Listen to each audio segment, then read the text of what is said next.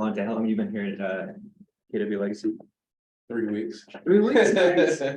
Just like just like Shank, but also new agent. Yeah. Awesome. So you're just soaking up all the knowledge. Just soaking, taking advantage of some free stuff, some I'm free really- info, Yeah, absolutely. you know, I don't want to go to the internet guru. I'm Will. Thanks for joining us. I'm Dickie, how you doing? Dickie, good. Good to see you. Tell these guys, I'm gonna give it like 2 minutes and then we'll get started. Yeah. Go. Hey, man. How are you? Good, how are you? Good to see you, Shane. You as well? I'm Dickie. Delonte, Dickie. What's up, buddy? You just joined us? Yeah. Yeah, with Mel's group? Are you with our group? No, I'm not with her You don't hear group, her? no, yeah, me either. No groups, yeah. I'm a growing agent too, and I joined in November last year. So I don't feel like You don't need to be on a group, man. You're 22 years. I don't know a group. But you're individual then? yeah. Okay, I might do that. yeah. Solo dolo.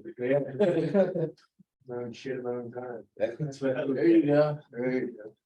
You've been there 22 years? Wow, I've been in real estate 22 years, but PDF, 16. 16. Yeah, I actually owned the Towson office. We sold it to the guy in Pikesville and then we merged the two and created this one. Okay. Yeah. So, yeah, I've been here for 16 years. Do you still go to that Thompson office or you? No, we sold that, shut that down, Yeah, you know, just they combined the two offices. okay, Towson here. So, yeah, it's all good, man. yeah. All good. What'd you do before this? Physical therapy, still doing it on the Looking side. at this thing right here, wondering what it is. Here, man. Is that a camera? It's essentially a 360 camera. It can, so it recognizes where the sound's coming from, and so there's a general 360 pan, which is the top of the image. And then it's like, ooh, someone's talking, and then it gives you, that's why it's looking at me right now. But this is what I want. If I go this way and start saying things, it's gonna find me again, it's gonna find me again. Build the light that I Yeah. want to build for Did you people. And it's a little take bit pictures in. or no? Isn't that cool? I did. I never saw that before, is that this thing right here? That's the box that it goes in, it's the thing. Who makes it? Still exploring what's I the don't best know. thing for. Oh, don't worry about it. Oh, it says owl, Owl, must be like the owl brand. I never saw that, that It's must be nice some. right here. If I was just gonna sit here behind the camera so that people can see me on Zoom, then I just have to sit here. Don't feel around it. That keeps it going as if you're in here in the room with us. Innovative. Yeah. Yeah. You can have a classroom and people at home watching all that. Exactly. That's Then why. again, I've been doing it. I never saw that. Man. For my Zoom, I'm present classes, so I don't, you know what I mean? yeah. Cause I look. For my Zoom folks joining us here, we're giving it about 1 more minute. We're gonna get started here in the room. There's some folks settling in, but I see you and I'm glad that you're here. So stick with us for just a second. What I find about it, teams won't give you quality leads.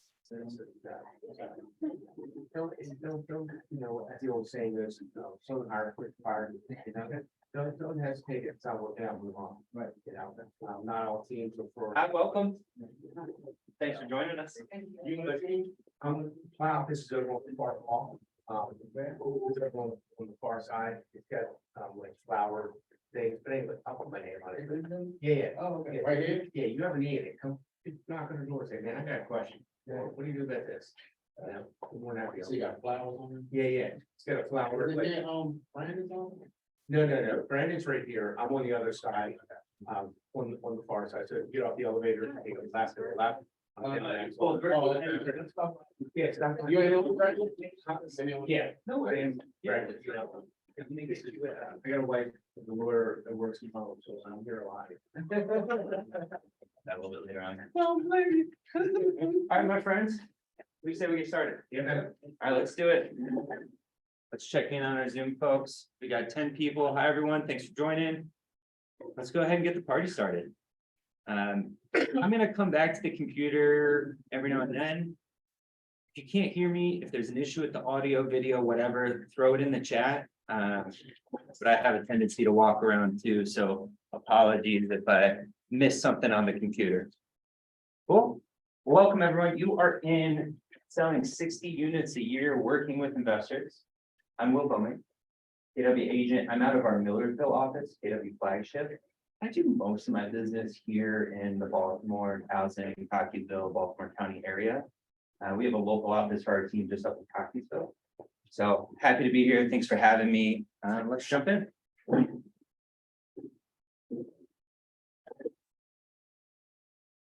So I want to start off, I want to know what you're looking to get from today. There's a lot of different things I can talk about. There's a lot on this topic, but I want to hear from you why you're in this room right now and what you're looking to get from today. So I'm going to stand back by the computer so I can see my Zoom folks too, but feel free to just call it out, raise your hand.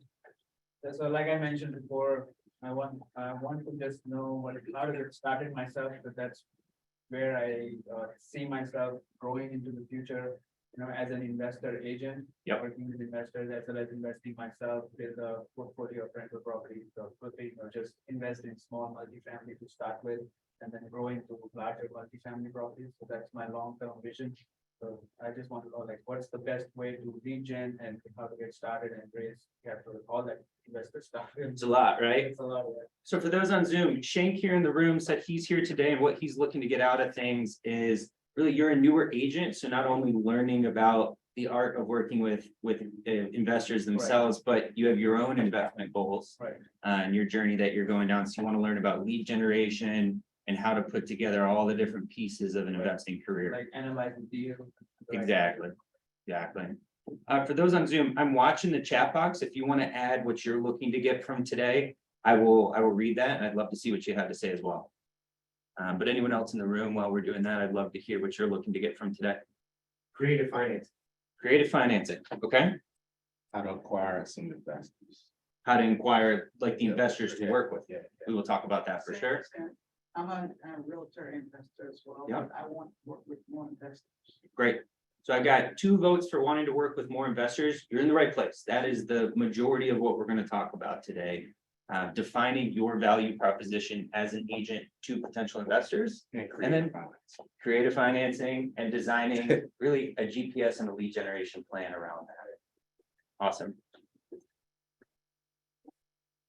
I hear from Paige, thank you, investor terms, return on capital, etc. There's like a million different little acronyms when it comes to investing. So we'll cover those. Yeah, confidence speaking the lingo and really confidence in general. The investing world is tricky, especially if you're someone who maybe doesn't invest or hasn't invested yet themselves. Awesome. Well, I appreciate everyone for coming. Yeah, connecting with other investors. Thank you, Bertina. I'm going to get rolling. Again, I'll keep my eye on the chat box for questions, but I may miss it from here to there because I'll be walking around.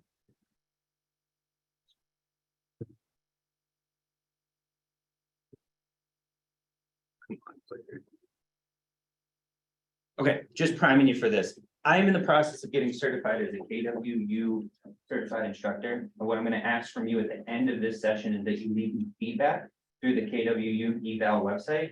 We don't have to do that right now because I haven't really said anything yet. When we get to the end, that's coming up and I'm going to ask that you log in. So just keep that in your mind. That's the only thing I'm going to ask from you in return for today. And I said, who am I? I'm Will Bowman, again, Keller Williams flagship based out of Maryland, or Millersville, excuse me. I work closely with Austin Carroll. He's an agent that's been in here a couple times giving this same class. He and I have been business partners and best friends since we were 5. We invest together. We have a development company and a sales team. Our development company has over 80 rental units for about $17 million in real estate value right now. We've both been investing for about the last 8 years, and focusing on today's topic, we did 94 transactions last year together as a team. Over 60 of those were investment type transactions in one way, shape, or form. That could be everything from helping someone find a rental property, selling a house for a flipper, down to helping a first-time home buyer find a house where they can live in a part of it and rent out the other, which maybe you've commonly heard to referred as house hacking. Exactly. So the vast majority of our business is working with investors. So we're going to spend the majority of today talking about how you can set up your own business to work with more investors. Cool. All right, let's start off. Let me get this bar out of the way from Zoom too. I don't know how it's going to stay there. So is working with investors even right for you? I want to hear from some folks in the class. Why are you interested in working with investors? what would make you want to work with investors, or why are you working with investors right now if you already are? I just let you know, I've been doing this for a long time. Yeah, I do it with investors because the average homeowner sells a house once every 5 to 7 years. Yeah. An investor do it 5 to 7 times. that's an awesome point. Thank you for that. So our friend Jason Abrams over at KW down in Austin, he's great at drawing and visualizing things. He likes to draw essentially a squiggly line on a chart, and he'll say, this is the lifespan of a client, and the peak is where they're buying or selling. And then you have this 5 to 7 year gap that you described on average, where someone is not a client for you. Yes, you stay in touch and you're in a relationship, but there's no sale or transaction happening. Investors transact business a lot more frequently, sometimes multiple times a month, multiple times a year. And if you can add that volume into your own business, that can really be an asset. What else? I like how, Go ahead. oh, I just wanted to say, I like how simple it is. I have money, I don't have money. I want it, I don't want it. Yeah, that's awesome. Thanks, Tina. So exactly right. Maybe you found yourself, and that's a little bit what my meaning's getting at here is, you said you wanted to buy a house. Well, 47 showings over the last 4 months has determined that maybe that was a lie. With investors, it's, here's my criteria. I can afford it. I can buy it. This deal works for me. I'll close in 2 weeks. Sounds pretty nice, doesn't it? Not always that easy, but that is what it can get to if you're working with a high level investor. Anything else? I was thinking for listings to be not only have to buy, but also the house. And for knowledge to be buying not only houses, but commercials and Yes. Go up and down. Yeah, absolutely. Thanks. So for those on Zoom, from the back of the room, we're talking about listing or getting listings from your investor clients. That's a great source. Someone who wants to flip houses. Maybe you help them find the house that they're going to flip. And then they call you back and say, all right, I'm done with the construction. Maybe it's 3, 4, 5 months later, and it's a new listing for you. So that's 2 opportunities to transact on the same property. Yeah. So why you should work with investors? This is what we've been talking about, right? Is some of these reasons here is, for us, it's volume. If you track or care about the KW leadership or the KW leaderboards that come out monthly for business happening in our region, our team frequently makes it on not the volume leaderboard because we're doing lower price, but we're doing a lot of transactions. And so we might have 9 deals that our team of 2 does in a month, but they're not all $1 million homes. And so we're transacting frequently, and a lot of that is because of our investor work. All right, next question for the group. Do you personally own investments right now? Why or why not? Yes. Yes, Dick, tell me about it. I've had 25, I sold 11, 21, and then now I've got 14, and I started for my kids' college education. And I'm keeping them and just gonna live off the rest. Retirement. Yeah, so that's kind of your like passive living source of income. Cool. I don't, but I want to. I'm actually in my mom's house that she rents out to me. So it's crazy that she had it since 1999, and I'm able to use it years later down the line. So maybe you can see yourself in her shoes. Yeah, What if it would be, what if I was on the other side? right. Great. I did some house hacking with my own home, so I was renting the basement out, I did that for a year. Awesome. It was a good experience to be a landlord. That's how I got started as well. Same thing. And so from the room, I hope you folks on Zoom could hear that, but we do own investments as, an own source of passive income or wealth. Shank got started with his own house hack just by renting out his basement and bringing in some income for his own personal house. It doesn't have to be fancy. It doesn't have to be complicated. There are so many different ways that you can start to build some extra income through real estate, and that is investing. Investing isn't always building a $20 million building from the ground up and going through this whole process. Today, we're going to talk a little bit about tactical strategies. We're also going to talk about mindset. I think mindset in investing gets overlooked, particularly as a real estate agent. What is your mindset on risk? And what is your mindset on investing? Because investing is risk, and it's how you, what your risk tolerance is, how you view risk and calculate for it. So this is getting into the tactical steps of working with real estate investors. I've got 5 of them to go through, and the first and the biggest one is defining your value. So if someone called you and said, I want to invest in real estate, I'm looking for an agent, I want to buy houses that I can flip in the Baltimore area. You're like, yeah, I can help you with that. I'm in the Baltimore area. I do business there, and I want to work with investors. But maybe they're trying to get a feel of, are you the right agent for me? What's your value? How are you going to be able to help me? Of course, they want to be able to find the properties. Sure. Maybe they need your help selling them. And if they're a flipper, maybe they're looking for a discount on the commission because they're trying to keep their costs low. That's a strategy too to talk through. But what are you going to say? What do you say back if they say, I'd like you to help me with my investments? So what's your value? I've listed a whole bunch of different things that can be your value to investors. It doesn't have to be all of these. Maybe you're really, really, really good at analyzing deals. Maybe you're like, you hand me a property and I can run it through and tell you if this is going to be a rental with a good rental with 99% start date. Maybe you have really good off-market connections. This is something that our team does a really good job of. I think I know every major wholesaler in the city of Baltimore. And I have a good relationship with them too, so that if I call and say either I want to buy one of your properties, or one of my clients want to buy your properties, they go, let's do it. You'll get it to the closing table. You're going to be fair. You're going to do the right things, and you know what you're doing, so that you don't bring someone to me and then the transaction can't actually happen because we don't have the right pieces lined up. And who are those people? What are you doing to get to know them? Because there is a lot of property that moves off market as well, and we can be involved in that as real estate agents. Are you maybe just hungry? Maybe you're new and you just say, look, you need to fire off 10 offers a week. I don't love your strategy, but it doesn't hurt just to get your foot in the door. I'll write those offers for you. Let's crank them out. Let's go with speed here and see if we can't land you a deal, because I'm just going to be hungry and on top of it. Are you going to provide them some sort of leverage? We need an excellent communicator. This applies to every transaction that we do. Can you educate your client? The handout that I gave you, we're not going to talk about it just yet, but in a few slides, we'll go into it. This is something that I send to every one of my new investors, and it's almost my homework / pre-qualification for them. And it helps to educate your client. Are you super well connected? Do you know lenders, commercial lenders, hard money lenders, wholesalers, other real estate agents who transact with a lot of investors? All of these things are assets that if you're well connected, you can bring that back to your clients. You have creativity.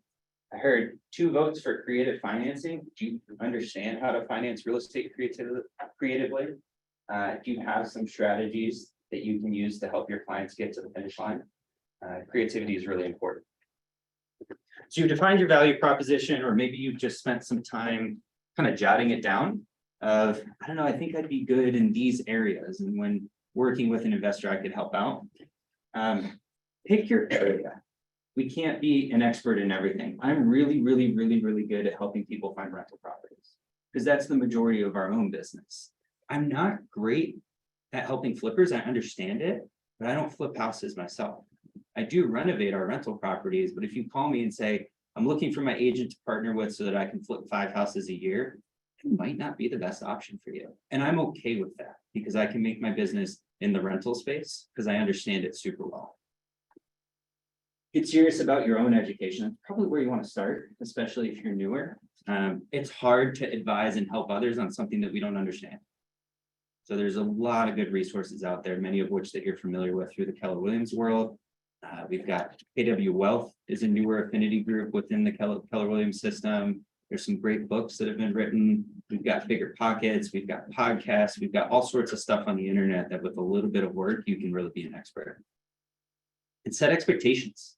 If a client calls me and says, all right, I'm looking for a row home in Baltimore City that's 3 beds, 2 baths, and it's going to take $20,000 of work and it'll be worth $200,000 when I'm done. I'll go, awesome, me too. If you find it, give me a call. Not going to, right? So you need to understand your marketplace to be able to communicate it. Or maybe what they're looking for makes sense, but their resources don't. Hey, I've got $4,000 in my bank account. I'd like to buy a 4-unit multifamily property. not gonna work either. And being willing to set those expectations, even though there's the temptation of business standing in front of you, of like, all right, let's do it, we'll make it work, we'll figure it out. You might not. You gotta have those pieces line up, and that pre-qualification of your investor is really important. And it's a way that you can build a lifelong relationship by saying, you're not ready right now, but here's what you would need to do to get ready. And then here's realistic expectations based on my experience in the marketplace. Any questions about your value proposition? I'm gonna pull up the chat box for a second if there's anything from our Zoom friends. Oh, heard they can't hear me. Okay, I'm sorry. I'm gonna stay closer to the microphone here and hopefully y'all can hear me just fine. And And now, I can hear now. It's okay. Go ahead. I can hear now. Okay, perfect. I'll stay a little closer here and I'll repeat questions from the room for y'all as well. Any questions here on value proposition? This is really What is important. off-market connection? What is that? That would be most notably getting to know wholesalers and people who are transacting business off market, which does happen. That could be even being connected directly to landlords who want to get out of the business, or people who own property but say, I'm done, I want to sell, I want to cash in. That's a great connection as well. They're not yet on the market, but they've expressed interest in selling. What's the best way to get off-market connection? Like, go to meetup? I think it's wholesalers. And so I think that's getting on wholesalers' email lists. You get to know who they are. They'll love to have you on their email list because you're one more person that they can market their property to. Then you need to develop a system when you start to get an influx of emails every day of here's some new deals. How do you take in all of that information and quickly scan through what's good and what's not? Because 95% of what comes your way probably won't be a good deal. So like to get on their email list, like look on Facebook, like wholesale groups or something. Totally depends. This is what's interesting about the wholesale world is there isn't one uniform way that things are done. Some wholesalers have a really well built out website where you can put in your information and it gets you right on their email list. Some are just adding you to a Gmail listserv, you know, and they're sending out things that way. It just depends. Starts by making contact with that wholesaler, getting to know them, asking around of, hey, who's doing business off market and how do I get to know them? Do wholesalers pay commissions? Typically not. So that's an interesting question, and I'll step to the side because you as an agent might be going, all right, if I transact business for an investor with someone who's not paying commission, how am I going to get paid? So part of the expectations that we set with our investors is we have a $5,000 minimum commission on every transaction that we do, no matter what. If I can get the seller or the wholesaler, whoever, to pay all or some of that, great. My commission's covered. Or if you're buying something on market where the advertised commission is greater than 5,000, cool, that's yours to capture as well. You might be saying, all right, if I help someone buy a shell in Baltimore City for 40 grand, 2.5%, 3% commission on that is nowhere close to making this worth my time. And so we set that expectation with our buyers. You're going to pay for that on the transaction for our commission. And that's part of having a strong value proposition. We never get pushback to them if your value proposition is strong enough. Does it make sense? Why would someone help you if there's no compensation set up in it? Either they can go on their own. Your job is to figure out how to make it so clear and obvious that they should be going with you. So even as a newer agent, you can still set that expectation because the Absolutely. investor might go with somebody more experienced. Absolutely. Wholesaling, if you understood very well, the one who sells the property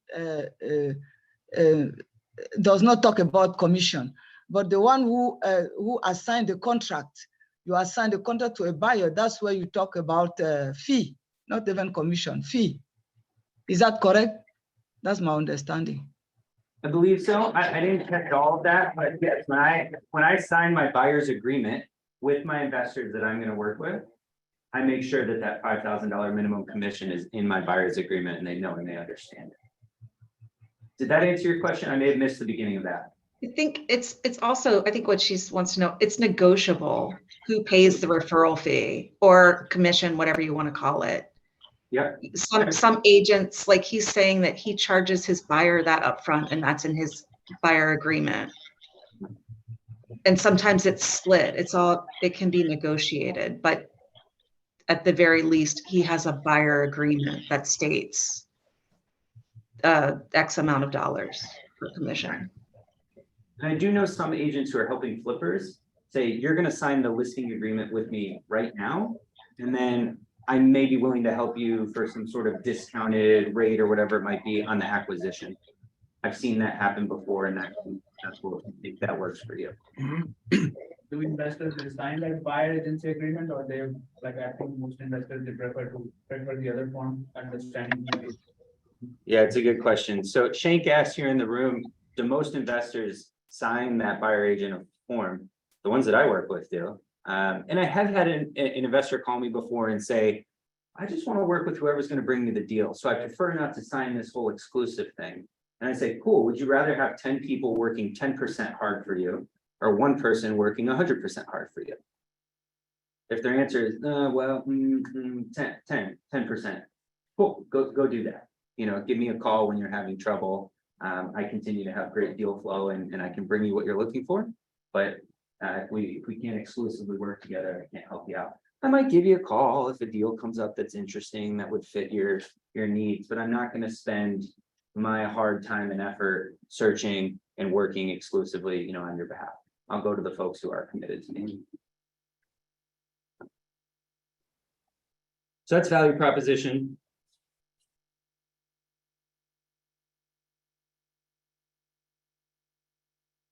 This is the biggest part. Probably every Keller Williams class you'll attend in any way, shape, or form is going to come back to lead generation and your lead gen plan. Maybe you've heard of the 411 or the GPS. Got to have one of those for working with investors too. And I've got some examples up here over on the right-hand side in red. This is an example of my own lead generation plan for investors.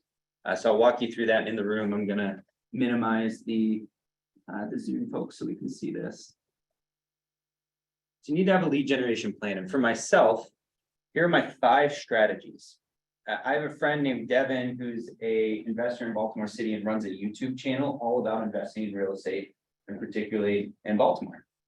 He's grown to have several thousand followers, and his YouTube videos get a lot of traction because they're so niche and unique and non-generic, like you might see in other like quick TikTok style fast investment videos, that they really provide good content that people are tuning in.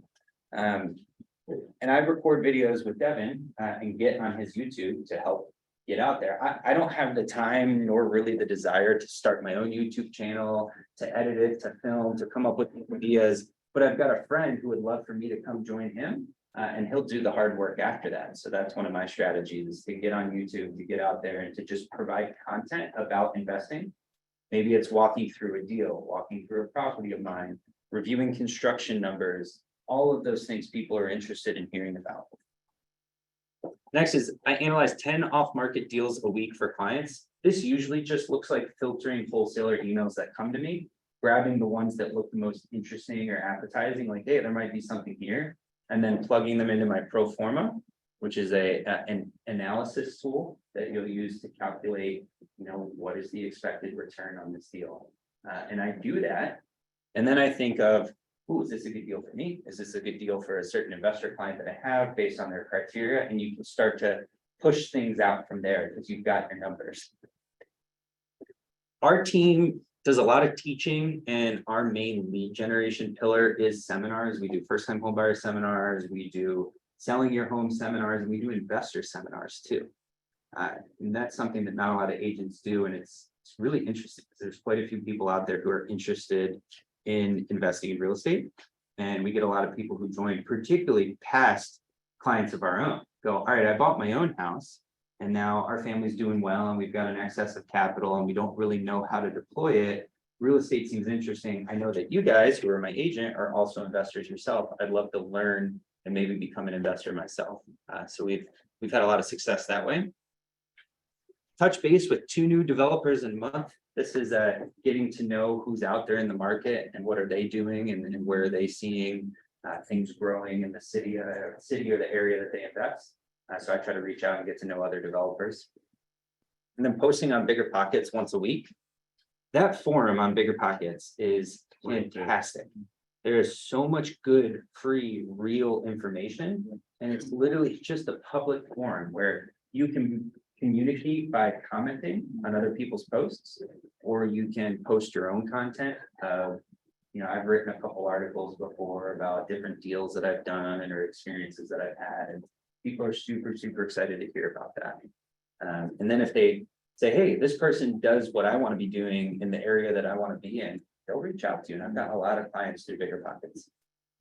So this is my lead generation plan, and you have to have one of these. If you want to start to work with investors, you don't just wake up and say, it's investor time. Well, what's your plan? Where are they going to come from? And how are you going to find them?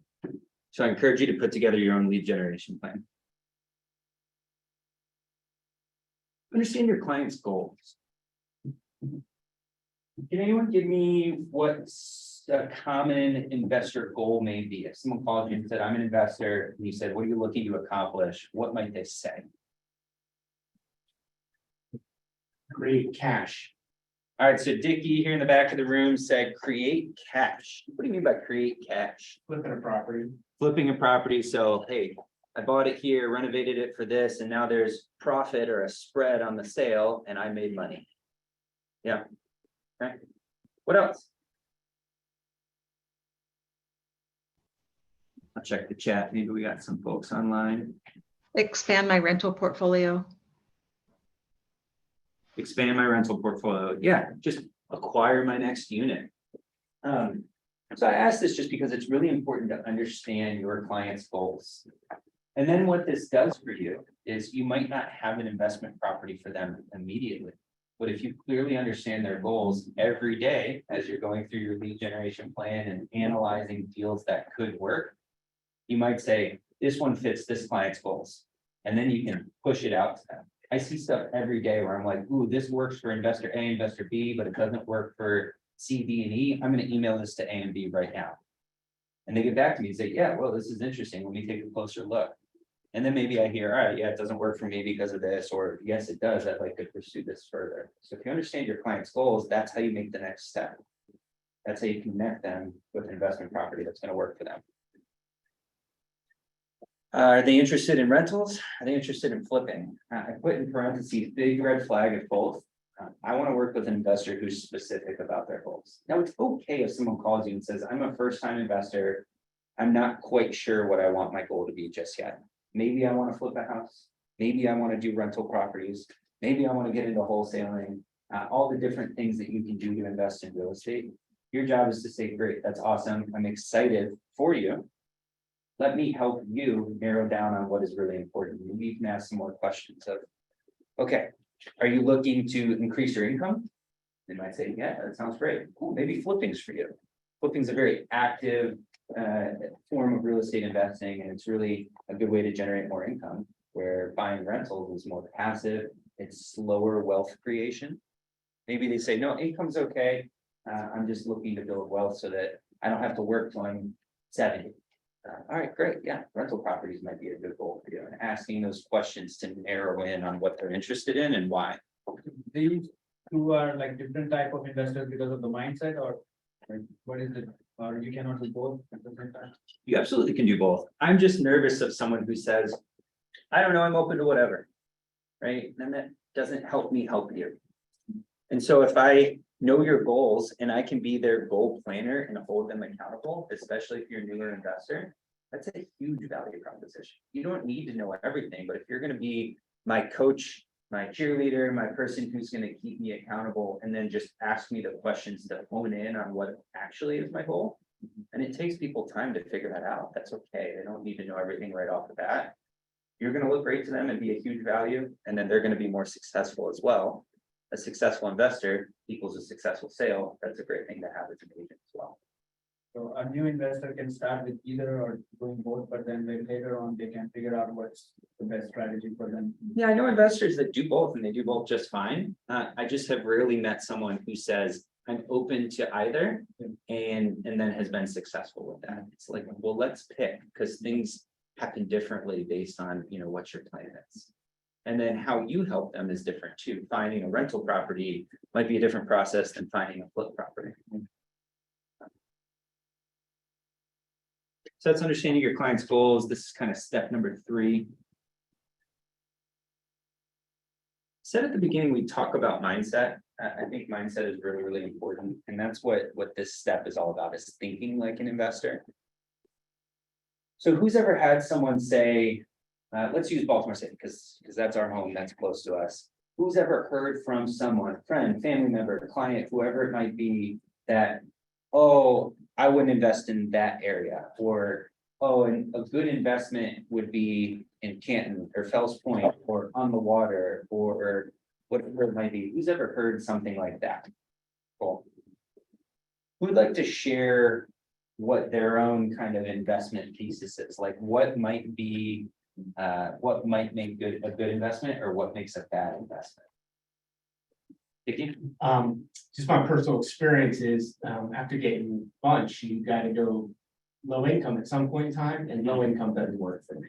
You know, yeah, there's money to be made there, but the quality of the tenants is not what I'm looking for. For me personally, I like bread and butter. Like bread and butter used to be Rogers Ford, we got too expensive, now it's Lock Ready Village, where I know I'm gonna get $2 grand a month and quality tenants, and they're not gonna trash my house. Yeah, interesting. And that's your investment strategy? Yeah. Okay, cool. So Dickie said that when he first started out, you know, he may be looking in lower income areas, or for tenants who come from a lower income background, but then you've shifted to more what you're calling bread and butter, which is kind of maybe middle ground areas that are not the premier neighborhoods, but are not the disinvested neighborhoods. That's accurate. That part of the pyramid. And you found that you've gotten a better quality tenant from that. Right. Okay, got it. Anyone else? Like a bigger pocket, like they always mention, like find the worst house you can find in a good neighborhood. Like where you can, there's more, you can like do force appreciation in that kind of, if you find a property in a good neighborhood, rather than finding the best property in a bad, finding the best property in a bad neighborhood. So a good strategy would be to find a older or a bad condition distressed property in a nicer neighborhood. So that way you can add some forced appreciation. And Yeah, so Shane said, find the worst house in the best neighborhood. That's a great strategy. I'll share a story. So I have a really good family friend who owns a house in Stoneleigh, just down York Road, nice neighborhood, historic looking homes. House is probably worth in the neighborhood of $700,000 to $800,000, beautiful. It's got 4 beds, 3 baths, and he's looking to move. He and his wife are towards retirement age, and they're both going to be in Florida shortly. And he's been talking with me for years of, Will, I know you're doing all of this investing and you own rental properties. You should buy my house and keep it as like a high-end rental in your portfolio. And I say, I can't do that. I can't make any money. He's like, but I think it'd be really good to have that, like, you know, you own some houses in the city that are, you know, in that mid-tier, lower tier. Why don't you buy my house? It would be a great investment. Say, well, okay, I'll run the numbers on it, and then we can get back and talk about it. And I did, and I'd be losing thousands of dollars a month or a year if I bought that house. So is that a good investment? No. But can you see where he was coming from, trying to provide honest and true advice of like, it'll be a great investment because it's a good house in a good neighborhood. That doesn't necessarily make something a good investment. So question your assumptions, and then question who's giving you that advice. Because I trust him. He's someone I appreciate in my own life, but I'm not going to take real estate investing advice from him because, hey, yeah, that just doesn't pencil out. Question back here. Would that house be hard to rent out, because of the ability to renting in that area or in that price range? Yeah, so question was, would that house be harder to rent out because there wouldn't be a lot of people or they wouldn't be available in that price range? It's actually kind of neither. It's not a demand thing. It's so much just the market rent for that area versus what my costs on the house would be. The market rent is below what my cost would be. So my renter would be paying me less than my costs on the house, so I'd be losing money. You know, if you think about taking on the mortgage for a $750,000 house, even with a hefty down payment, maybe I did 20% down, still paying quite a bit each month, and I need someone paying me $5 grand, $5,500 a month in rent, and maybe someone out there exists. It's a nice house, but it's not that nice. So that's just not going to make sense for me. And I say this to bring up, you know, question your old assumptions, seek the truth, and come up with your own philosophy. Dickie has his investing philosophy, and it's worked for you, and that's awesome. I can't say whether that's right or wrong. It's what works for you. I have my own investing philosophy. Shank might have his own investing philosophy. And if you've tested it and it works and it meets what you're looking to do, then that's the right investment philosophy. Not just because someone says something is good and bad. I'd say, well, how do you know? How do you define good? How do you define bad? So be careful when people try to say that's a good investment, that's a bad investment.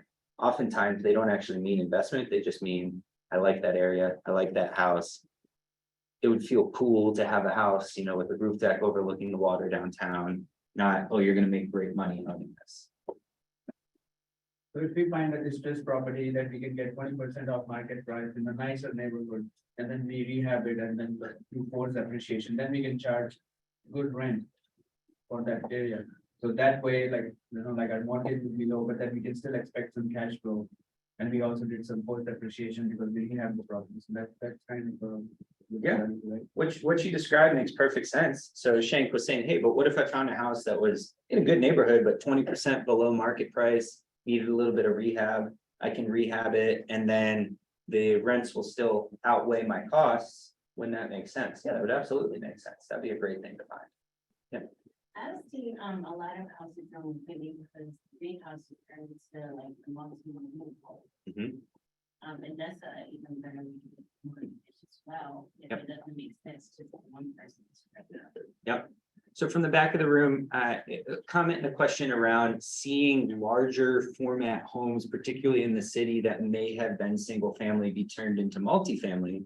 And that being a great way to kind of get some cash flow and have multiple sources of income. That is a good strategy. I would caution, oftentimes zoning will get in the way of making that a legal conversion. And I've been through the process in the city myself. It is challenging to get something upzoned to be larger than what it is. There's parking, lot size, there's all sorts of square footage requirements that even if you're like, this makes perfect sense, well, you might not be able to do it. And so it would be not a legal multifamily property. But that is a great strategy and I've seen it work and that would work out well. From a rental portfolio point of view, how important is the neighborhood? Is the neighborhood important, like when you're thinking of adding a rental property to your portfolio? Because if you are not in a nice neighborhood, you might not, like he was saying, like you will not get a nicer tenant. But if it's a nicer neighborhood, you might expect to get a nice tenant who will not trash your property. I don't know. And let me explain why I don't know. It's really point number one, right? Is I don't know whether the neighborhood matters or not, because I don't know the exact specifics of your investment strategy. Does someone live there? Yes. Okay. What are the economics that need to happen? If we're purely just talking about investment, making money, having a profit on your investment. Right? Maybe neighborhood matters. I'm sure it does, but how do you quantify that? How do you put that into numbers? And then how does that back into your strategy? So neighborhood matters, but I can't tell you how much or in what way, because it just totally matters. Does that make sense? Yeah. Do you have a set amount of passive income that you want to make? I used to, and let me explain. So our business goals now, I used to say, I want to make $8,000 a month. I want that to be my passive income goals. My wife and I were like, it's more or less like what our monthly costs are, and it'd be really cool to just have those taken care of. Now Austin and I just want to build a development company. We want to change and improve Baltimore City.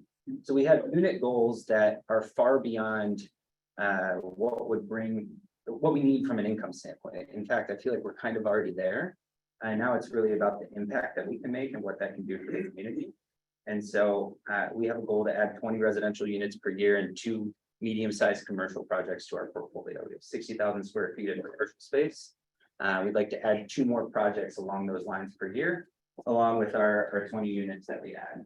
And then that's going to scale up over time. We've done a 7-year vision where every 3 years that ramps up and almost doubles. We've kind of backed into what staff, who are the people that we need, and then what are the salary expectations, and does the budget model fit that?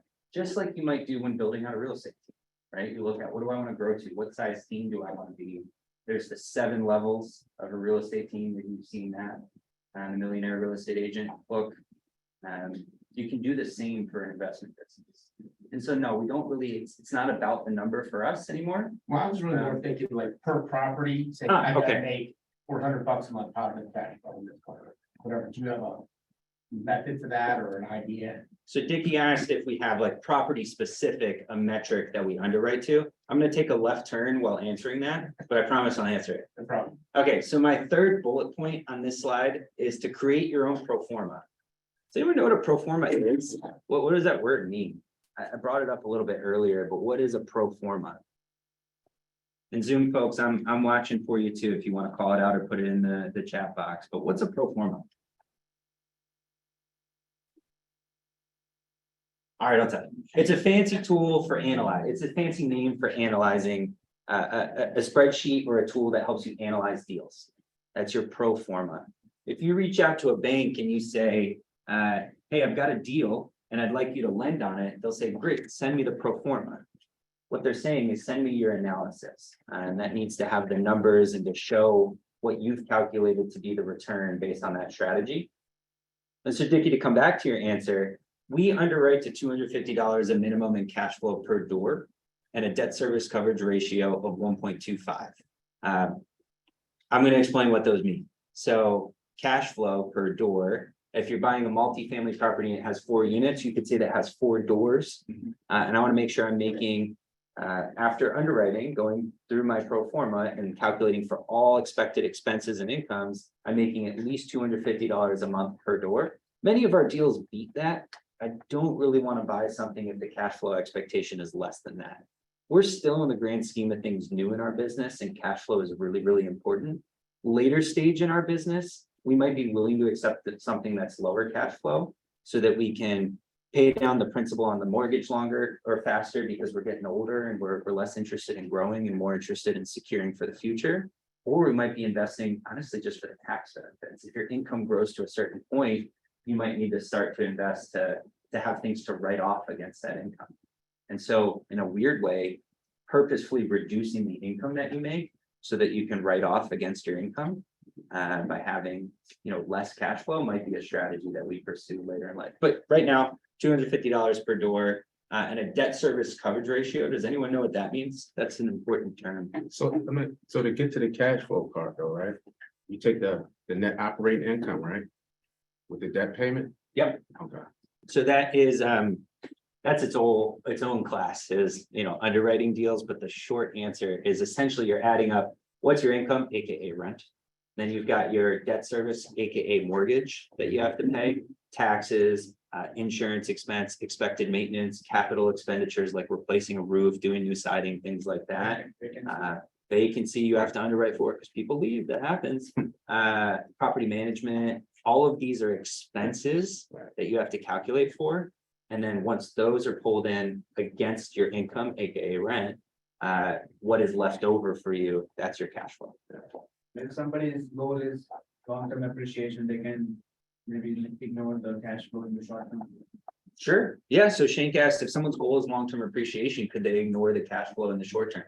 I'd say, sure. It's not my strategy because what happens if that appreciation doesn't come? But over a course of time, it should, right? Up to It 20 should. years, 10 to 20 years, however long you hold it. So I mean, Yeah, that's true. But back in 2019, anybody that called me and said they wanted to sell, my first question for them was, when did you buy? So you bought in 2007 or 8, you weren't selling for what you bought it for 13 years later. So the appreciation is kind of, catch as catch can.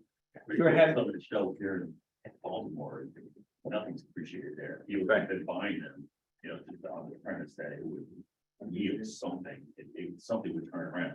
You got Hopkins, they're knocking down all the projects. They're rebuilding, right? There's a brand new building just went up. That's right. Two questions for you, if you don't mind? Yeah, go ahead. Sorry for coming late. No, that's okay. And folks online, I'm going to repeat this question so that you can hear it as well. As far as the things you can write off on your rental properties, what are some of the items that you don't mind? Okay. And you want to answer that one? Okay, so first question here is, what are some of the things you can write off on your rental property without getting like too complex? Because there's this whole concept of qualified real estate professional status, which is something you can claim on your taxes if you meet certain designations, and then that allows you to write off more than others. But just to name a few of the key items, depreciation, are we familiar with what depreciation is of a property? It's okay if not, I'm going to quickly explain. It's essentially the IRS allows you to say, hey, when you buy a house, it's gonna get used over time, and they name the usable life of a house as 27.5 years. I don't really know where they came up with that, but it sounds logical that you'll use the components of a house through their usable life in 27.5 years.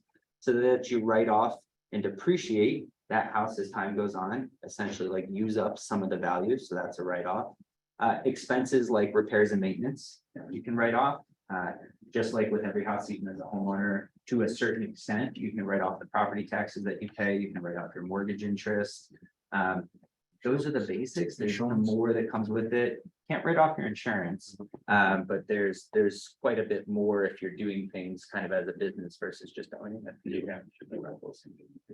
Say it again? Yeah, absolutely. Better. Secondly, as far as the vacancy rate, do you have a set number that you're just gonna assume that's what it would be? That's a good question. So like a 4 unit? So for folks online, to kind of, to bring it back here, we're talking about creating your own pro forma, which at the core of it is analyzing a property. And the question is, do you have your own vacancy rate that you calculate to? Yes, ours is 5%, and I'll explain why. We've talked with enough banks who have their own underwriting standards and their own belief about how an asset should perform on average. And most have told me 5% is their prevailing vacancy rate that they calculate to. What's cool is we've had our portfolio going long enough now that I can see the lifespan of 6, 7, 8 years of a property. And I can really do some analysis on actual performance versus expected performance. And that could be its own other class too, is what are some tips and tricks to help your portfolio perform at its highest level. I think 5% is actually a little too conservative, or a little more conservative than it needs to be for our own portfolio. We haven't experienced that level of vacancy, but we freshly renovate everything that we have. Some houses are full gut renovations, so people are taking over really, really nice properties and we're renting them at fair market rates. We manage them well, and so that might have something to do with the turnover as well, where someone might call me and go, Will, you're crazy, my turnover rate is 15% vacancy. How the heck are you underwriting to that? You're cheating yourself. It's like, well, that's what works for our business, but your business model, which is houses that haven't been updated in 50 years and are renting at under market values, maybe you do have that level of turnover. So again, this is the nuance of investing, of question your old assumptions. I can't quite tell you this is how it is because I don't know how it is. It just depends. And it's figuring out, what makes sense for you. What's your when you're looking at that, what's your lowest cap rate you'll take? That's an interesting question. Also depends. So we got a question about cap rate. That's kind of its own other thing too. It's another way of looking at the value of the capitalization rate or the baseline like return of an asset based on sort of other performing assets of similar type in the area. I don't have a baseline cap. Totally depends on the deal. Depends on what it is, where it is, what I'm trying to do with it. Probably not. Okay. Right? Yeah. What Like 12, 10 to 12, the lowest maybe? Probably, right? A lot of our commercial assets are anywhere from 7.5 to 8.5 caps. But we have a value add strategy with those too. So I'm not super concerned about cap rate. Gotcha. I see a question in the back there. Do you think it's smarter to get a property management company or an individual? Okay, it's a good question. Question was, do you think it's smarter to hire a property manager or to hire them on your own? I'm one slide ahead of myself, or maybe I'm not. And a little bit later, but this handout, and for folks online, we'll make sure that this gets sent to you in an email. This is, I'm going to talk about this now because you gave me a good opportunity for it. So this handout, and we will get it to you online, is actually an email that I sent an investor 2 years ago. And the investor reached out to me and said, hey, Will, I've been interviewing a lot of different real estate agents, saw your name, wanted to talk with you as someone who could help me expand my rental portfolio. And he kind of went into the like, what are you going to do to help me thing? And he owned 2 investments, had a good job, had a decent amount of cash on hand. And I said, I don't know. Instead, I said, what are you going to do to stand out as an investor and to be able to compete in the marketplace? Because a lot of people are investing in real estate and I can help you, but I can't help you if you can't do something to stand out. So where I'm going with this, I know you asked about property management. You're like, Will, where are we going? One of the items on here, I have the 2-page version, so I gotta grab the other. Number 5, managing properties and finding tenants. I say, are you able to self-manage properties to save on third-party management costs? I've almost never heard someone say, I love my third-party property manager. They're doing an amazing job and I couldn't live without them. Now, I don't like universal things like that because maybe there is someone out there who's killing it, but we self-manage all of our own properties. So I can't tell you what's right for you. But we've built a system around that. One, it saves costs. We're able to do it at a much lower cost in-house. Typically, you're paying a third-party manager 8 to 10% of your monthly income. It's just tough with all the other expenses. If I also have to shell out another 8 to 10% to someone else to manage my properties, they might be providing a service and are worthy of receiving that income, but it just cuts my margins even more. And cash flow is what helps you stay stable. And to be able to weather things that can come up with a property. So my recommendation would be to build out a system to self-manage, but maybe you find, I hate this and I'm not good at this, and this isn't something that I want to be good at, so I'm going to give it to a third-party manager. Do you have your own property management division or company? Yes. We have hired someone who works with us on an hourly basis as a 1099 contractor and handles all of our basic property management things in-house. And then it more or less rolls up to me, who I kind of oversee it, but I'm not directly managing things like taking kind of calls and, deploying folks for maintenance, although I did for years. I did that for 4 years. While doing real estate, that was my job as well. So we talk a lot about leverage in the Keller Williams world, and I love doing something first and getting really good at it and considering myself an expert before I leverage it out. Just my opinion, might not be the right for you. But that's a recommendation that I have when it comes to management is even if you hate it, do it for a little bit and understand how it works, because you'll be that much more effective with your third-party manager. The baseline of what you can do is what you would expect. That's right. A lot of investors will actually do you manage properties. Do you think that'd be a good idea to start with an investor? That's a great question. Not your head. Oh, sorry. No, and then they ask me why. So question from the back, and I get this question too in my business is, do you manage properties for others? Because maybe that's actually a good question that tells me I'm doing something right. They go, hey, I've built some trust with you. I like how you're able to help me. Would you manage my properties for me? We don't. But that doesn't mean that's right for you. I know a lot of agents who also have a property management business, and that works great for them. That can be another business and another source of income. But again, you have to decide, we can only do so much with our time. How does that fit into your overall GPS and your overall 411 for what you're trying to accomplish in life and for your business? So if you back into it and you realize that having a second business and running a property management company would be of value to you, that's a way to make money. It's just not something that we do. As an investor, if I'm managing my own property, do I still include that cost? When I run the number, just to see whether in future That's a really good question. So Shank asked here in the room, if I'm self-managing, do I still underwrite for a management cost? We underwrite to a 3% management fee because that's what we still have to pay something, right? I have someone who helped me on that 1099 with our own management. So I found that on average, we're paying 3% is about what it boils down to per property. So we still underwrite to 3%, and we have no intention of ever sending out our properties to be managed by a third-party manager. But if you're like, I'm gonna do it myself for a little bit, and then I know, or I think I might give it to a third-party manager, you'll wanna underwrite to that.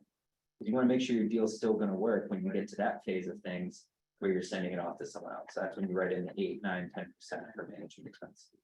Do you have a rule of individuals that you use on a regular basis, or do you just kind of contract out as something comes up, HVAC, plumber?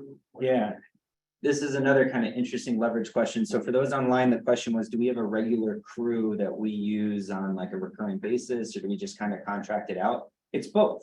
So we don't have anyone on staff from a like a maintenance standpoint, no one that's on salary or exclusively works for us. There might be a point of scale where that happens, where it makes sense to have that. We're not there yet. And think about it this way. And I know we're on a little bit of a tangent from working with investors, but investing itself is an exciting topic. when we think about having someone full-time on staff just for us, I think about quality first. So a good contractor who's, yeah, they have to go through the grind of finding their own business, just like we as real estate agents have to. But a good contractor can make 6 figures and beyond relatively easily in this market because skilled labor is in short supply. So if I'm gonna bring them in-house and expect them to exclusively work for me, maybe on salary, number one, what do I have to pay them for them to agree to that? And then I bet your budget model doesn't work out where you can pay them that model. So the type of, or pay them that amount. So the type of person that you could pay maybe 50 grand to be on staff for you year round. What quality or what type of person are you gonna get in That exchange? makes sense, but I guess I'm more inclined to wonder, so do you have just a handyman that does all of the basics? Yeah. You know, change out a garbage disposal, change out a dishwasher versus, is there one HVAC company to deal with that you're gonna consistently get fair deals and a response that you're needing? Short answer, yes. And then I'll expand for everyone else because I think it's an interesting point is, do we have like one go-to person for HVAC, one handyman, et cetera? We call ourselves a development business because we renovate everything and we redevelop properties. And actually the first full-time hire that we've made and have in our business is a construction project manager. He spends 40 hours a week, Monday through Friday, managing our construction projects. We don't hire general contractors. We have our subcontractors, like you're describing, our go-to people. This is our plumber that we trust. This is our HVAC person, or actually in our case, it's multiple of all of them. And then we're always balancing based on construction workload. Who can we send over to the management and the maintenance items?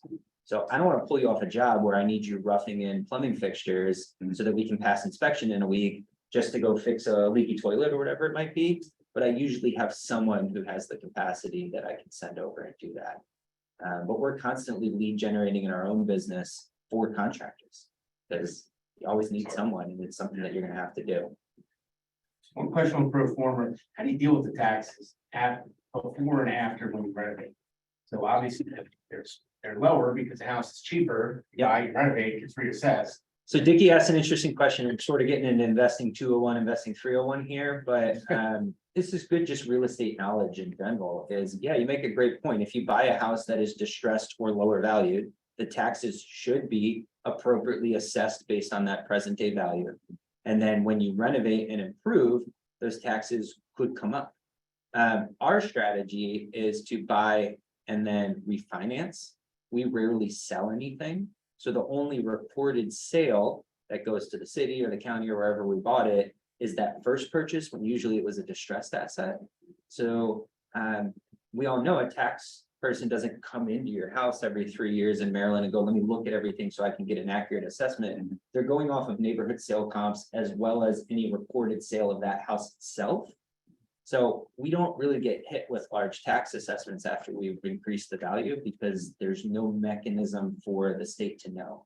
I've heard that they're plugged into permitting data and things like that, and we have seen tax assessments come up a little bit, but it's never been like, oh, I've seen it double. And most of our tax assessed values are actually pretty low versus what the value of the house is. So you refinance before you get stuff somewhere after, okay. So, and that's talking about the popular BRRRR method, BRRR, buy, renovate. You got it, rent, refinance, yeah, repeat. So we are buying it, we're renovating the houses, we're getting it rented, getting a tenant in place, then refinancing.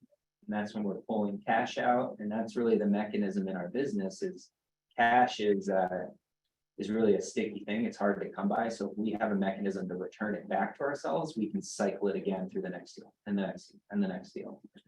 Do you buy only distressed properties that need renovation, or you buy any kind of property that will work as a good rental property and you renovate it anyway? I generally only buy properties that are distressed and need renovation and I can increase the value of. I have bought properties before just because I got a great deal that didn't necessarily need work, but still the value made perfect sense. We're just buying it. I could then refinance at a higher value. Those are very hard to come by though. If you find such a deal, then you don't renovate them, because they might be already in good condition. Yeah, I can think of a couple deals that we didn't really have to renovate. Maybe I had to put in a new furnace or we repainted, but No, I didn't do a major process on that. Those are hard to come by. Most houses we'll go as far as full gut renovating houses, putting new roofs on, new windows, and starting over basically from scratch. And do you do home inspection? Or, I go see the property, but no, I don't walk with a home inspector. Because if I'm gonna fully renovate the house, it's it's our job to know, what are we working with and being able to estimate construction costs. Going back to value proposition, that's a huge one. If you can figure out how to accurately estimate construction costs and how a house is built, how it comes together and what prevailing cost should be, you're a huge asset for the sector. Because most folks don't know I that. tell new people, go to as many home inspections as you can and talk to the home inspector. Because if you can walk into a house and tell your investor what's wrong with your furnace or how much windows cost, then he's gonna be blown away. I'm gonna pause for 1 second because we're a little bit past noon. I'm sticking around. I'm not going anywhere. We'll keep this rolling. And if you can stay, please stay. Some folks online I know have to leave and maybe some folks in the room do too. This is my one thing that I need from you. If you do have to drop off, please go to kwueval.com. It'll bring you to a Survey Monkey link. My name is Will Bowman. My name's not going to be in the drop-down list because I'm not yet a KWU certified instructor. And then the class that you're in is also not in the drop-down link. How about we skip there, then I'll come back just so I can get your help with this. And for folks online, thank you for the reminder. To those on the Zoom, I got a QR code for you. So if you scan this, this will take you right where you need to go. And your 5-star review is really important as I grow in my teaching career here at KW. Sorry. This is our little intermission. Freshman will come back, so. That's fine. We'll be here. what's the name of the class setting? So the name of the class won't be in the dropdown. You have to go to the very bottom and it will literally say class not in dropdown. And then you'll type in selling 60 units a year, working with investors.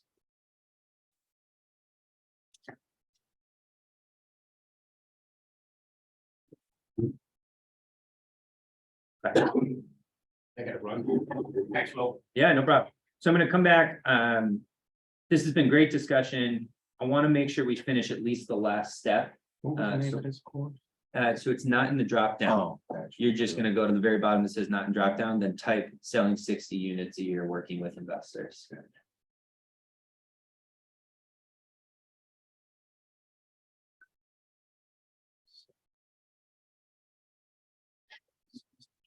That's fine. Units.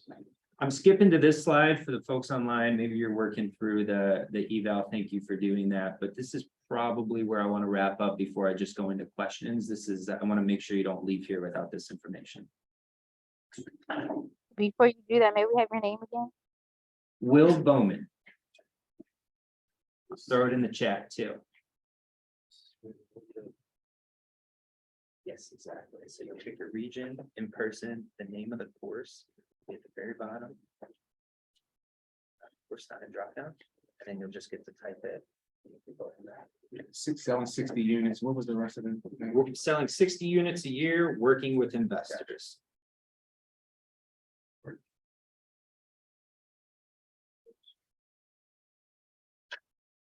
I had a question, but I don't want to forget it. I'm sorry, say it again. Name of the course. Selling 60 units a year, working with investors. You said your name not on here either, right? Yeah, no, Oh, it's not in front. it's weird that they don't do that until you're certified, but I think it should be the other way around.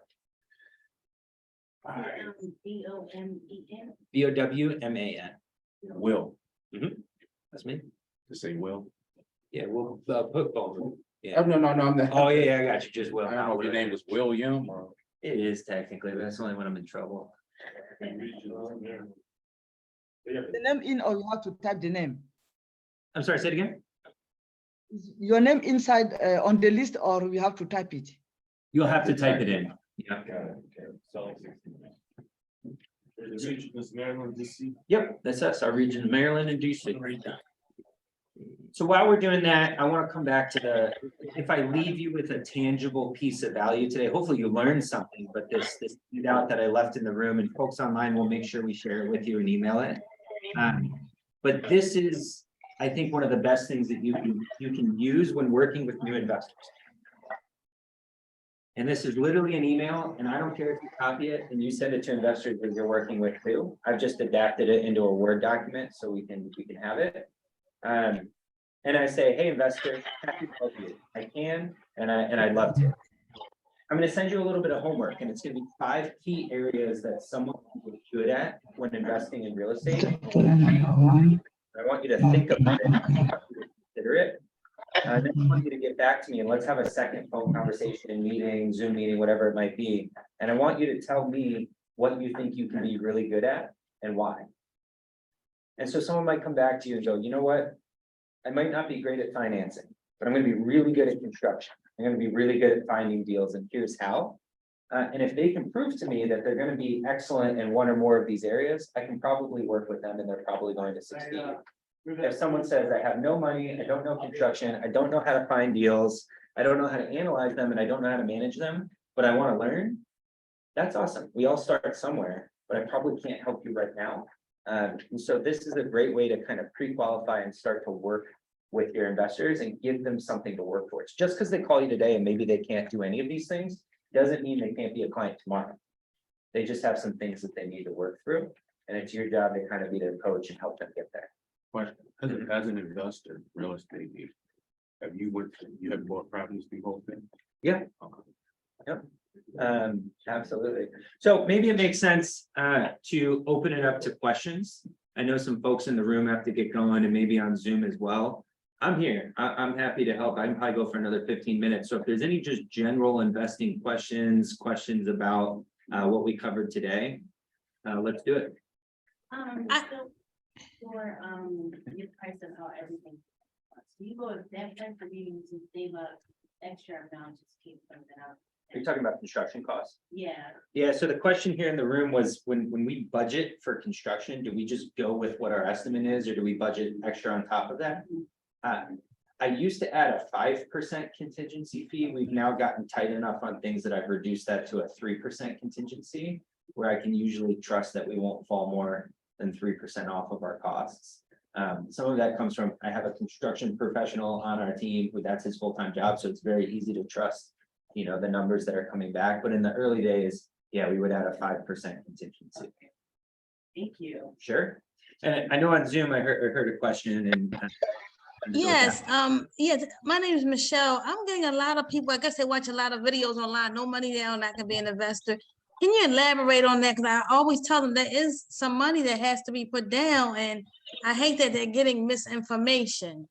Yeah, so I can answer it from my own world, because in a way, you know, I sort of invest with none of my own money.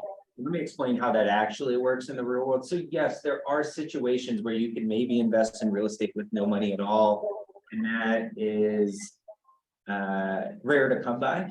What we do is we raise money, particularly from friends, family, colleagues, coworkers that we come across, and they actually invest in our business, and we use that as operating capital to go purchase and renovate deals. It's not my money, it's someone else's money, and we're paying them an interest. And so in a way, I'm investing with none of my own money, but yeah, you still absolutely need money to do things. You could use a hard money loan, which again, isn't my own money, but you're paying high interest on it and you're paying fees on the front end. So that's someone else's money. But that's usually what folks mean. And in my opinion, they're just giving you a catchy headline that makes you want to click on their video or read their article. That's invest in real estate with no money. It's like what it should really say is invest in real estate with none of your own money or little of your own money. Because yeah, there is ways to deploy other people's money. And honestly, that's a smart leverage move when you get to that point in your business. Question. I want to make sure any thought, does that answer your question? Okay. Question. When you say you got family or whatever investing your money into, right? Yep. What's the percentage rate on their return, and how long do you get? Long or term do you get that? All right, so this could be its whole we can talk a little bit about raising private capital, because it's an important component of our business and it's something we've done for years. So first thing is There are a lot of rules and regulations around raising capital. Before you do anything, it's important that you understand them. There are SEC regulations around raising capital and the way that you need to do it. But what we do is we raise money, basically, we have a minimum of $25,000 investment. In the past, it used to be, we're working on this property or this deal, and your investment is going into that. We're gonna churn it through, we'll refinance it, that's how capital gets returned to us, and then we will return that money back to you while having paid interest along the way.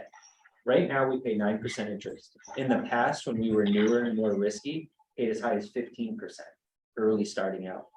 You might say, why would you do that, right? There's hard money that you can get out in the marketplace for 9, 10, 11%. Two reasons. Build relationships, build wealth for someone else. It's easier and less restricted capital. So I don't have to underwrite to someone else and kind of like prove out the deal or fit their model, right? If they're trusting and investing in my business, I can take that capital and deploy it as sense. The instrument that we use to, it's called a promissory note, which is literally like a legal document that says, I promise to pay you this money back, like in the most simple terms. Do you need an attorney for that? Or you just- That's what I was gonna ask, you get the attorney to So draft yes, that do we up. need an attorney for that? Yes, we had an attorney set that document up for us originally, but now it's like, it's a one-time thing, and we're gonna use it, you know, for here on. A question we get asked often, and this might be a little nugget for you, is, well, can I record a lien position against the property if I'm gonna lend to you? That's not uncommon. We don't allow for that. A couple reasons why. So if someone wants to record a lien position when they invest with us, that means that if we default, right, they would take over the property. Two things come with that. Recording a lien position means you're gonna have recordation fees. You ever sold a house and had to account for transfer and recordation costs? Same thing. That's what you're paying for, is recording that position. So, all right, your investment just added a couple $1,000s of fees on top of it while I get it recorded. The second, and this is probably the most impactful, is, all right, let's say I default on this and you have to take back the property. You have to foreclose. Do you know how to do that? Do you want to do that? Then what happens? Then you get the property that you trusted me with that I somehow failed on. If I failed with it, what are you going to be able to do with it? And so recording a lien position versus just having that promise to pay, there is an inherent risk in any investment. And we've built trust over years that, no, we're going to be good stewards of your capital and return it back to you. But at the end of the day, sure, we could go bankrupt and your money would be gone. But that's how it goes with many different things. So I can't remove all elements of risk for someone who invests with us, but I can provide you a guaranteed 9% return. I think a lot of people who've been in the stock market over the last few years will go, well, that sounds pretty good. And we've done it over and over and over again without fail for the last 7 years. So that helps on this. So with that, That is, you know, you have, so I work on a team right now, that they primarily work with a bunch of investors. Yep. My role is to start taking that over so that coach that finds some really great deals, who's very good at it, Yep. can really do what he's, you know, his skill set is. Now, me being new and stuff, I took many of my own personal homes, so I get how to do more.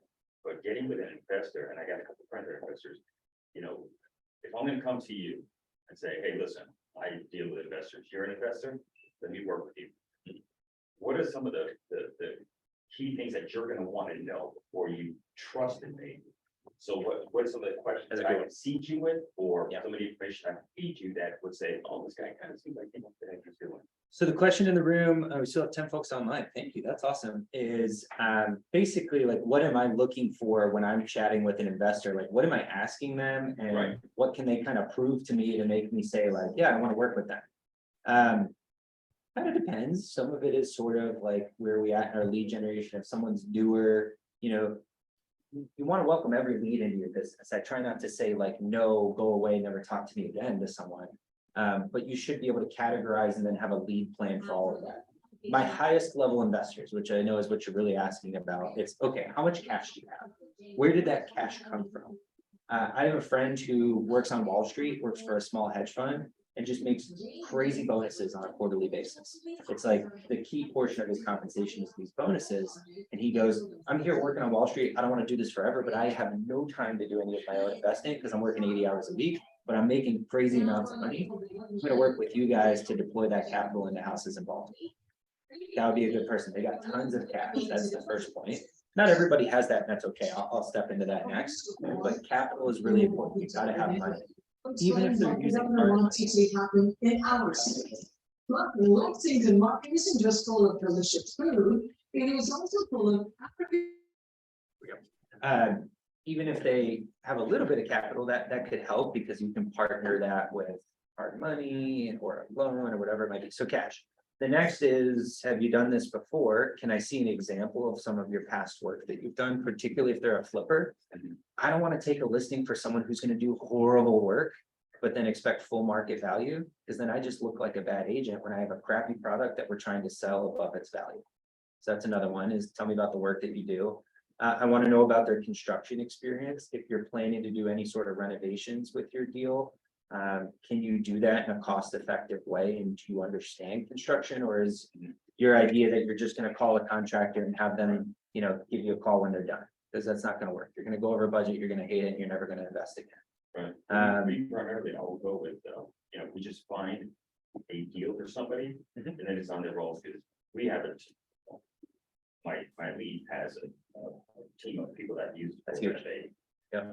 But he doesn't want to have any. Yeah. So if you're gonna invest, I'll find you the shell, so to Yeah. speak, but you have to come up with your own contractor and get your own stuff done. Yeah. I'm just finding you that really inexpensive deal, so whether it's. Yeah.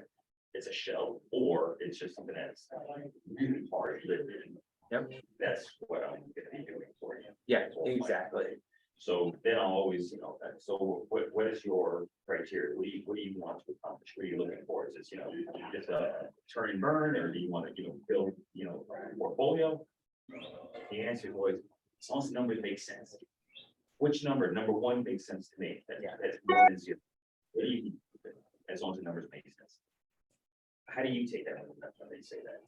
As long as the numbers make sense. So I would push back and say, well, you need to tell me what numbers make sense means to you. And if they still don't communicate that, then they just fall into my pipeline of these numbers make sense to me. Yeah. I'm going to send this to you and you tell me what you think. And this is where lead generating for a lot of investors is helpful, because I can throw that out to 5 people. Right. And that person might get back to me, go, oh, these numbers don't work for me. And they're like, cool. But then the next person says that they do. And it's almost a volume game. If someone isn't going to get hyper specific. Some of my best investors are hyper specific. I only invest in Baltimore County. I'm only looking for multifamily property.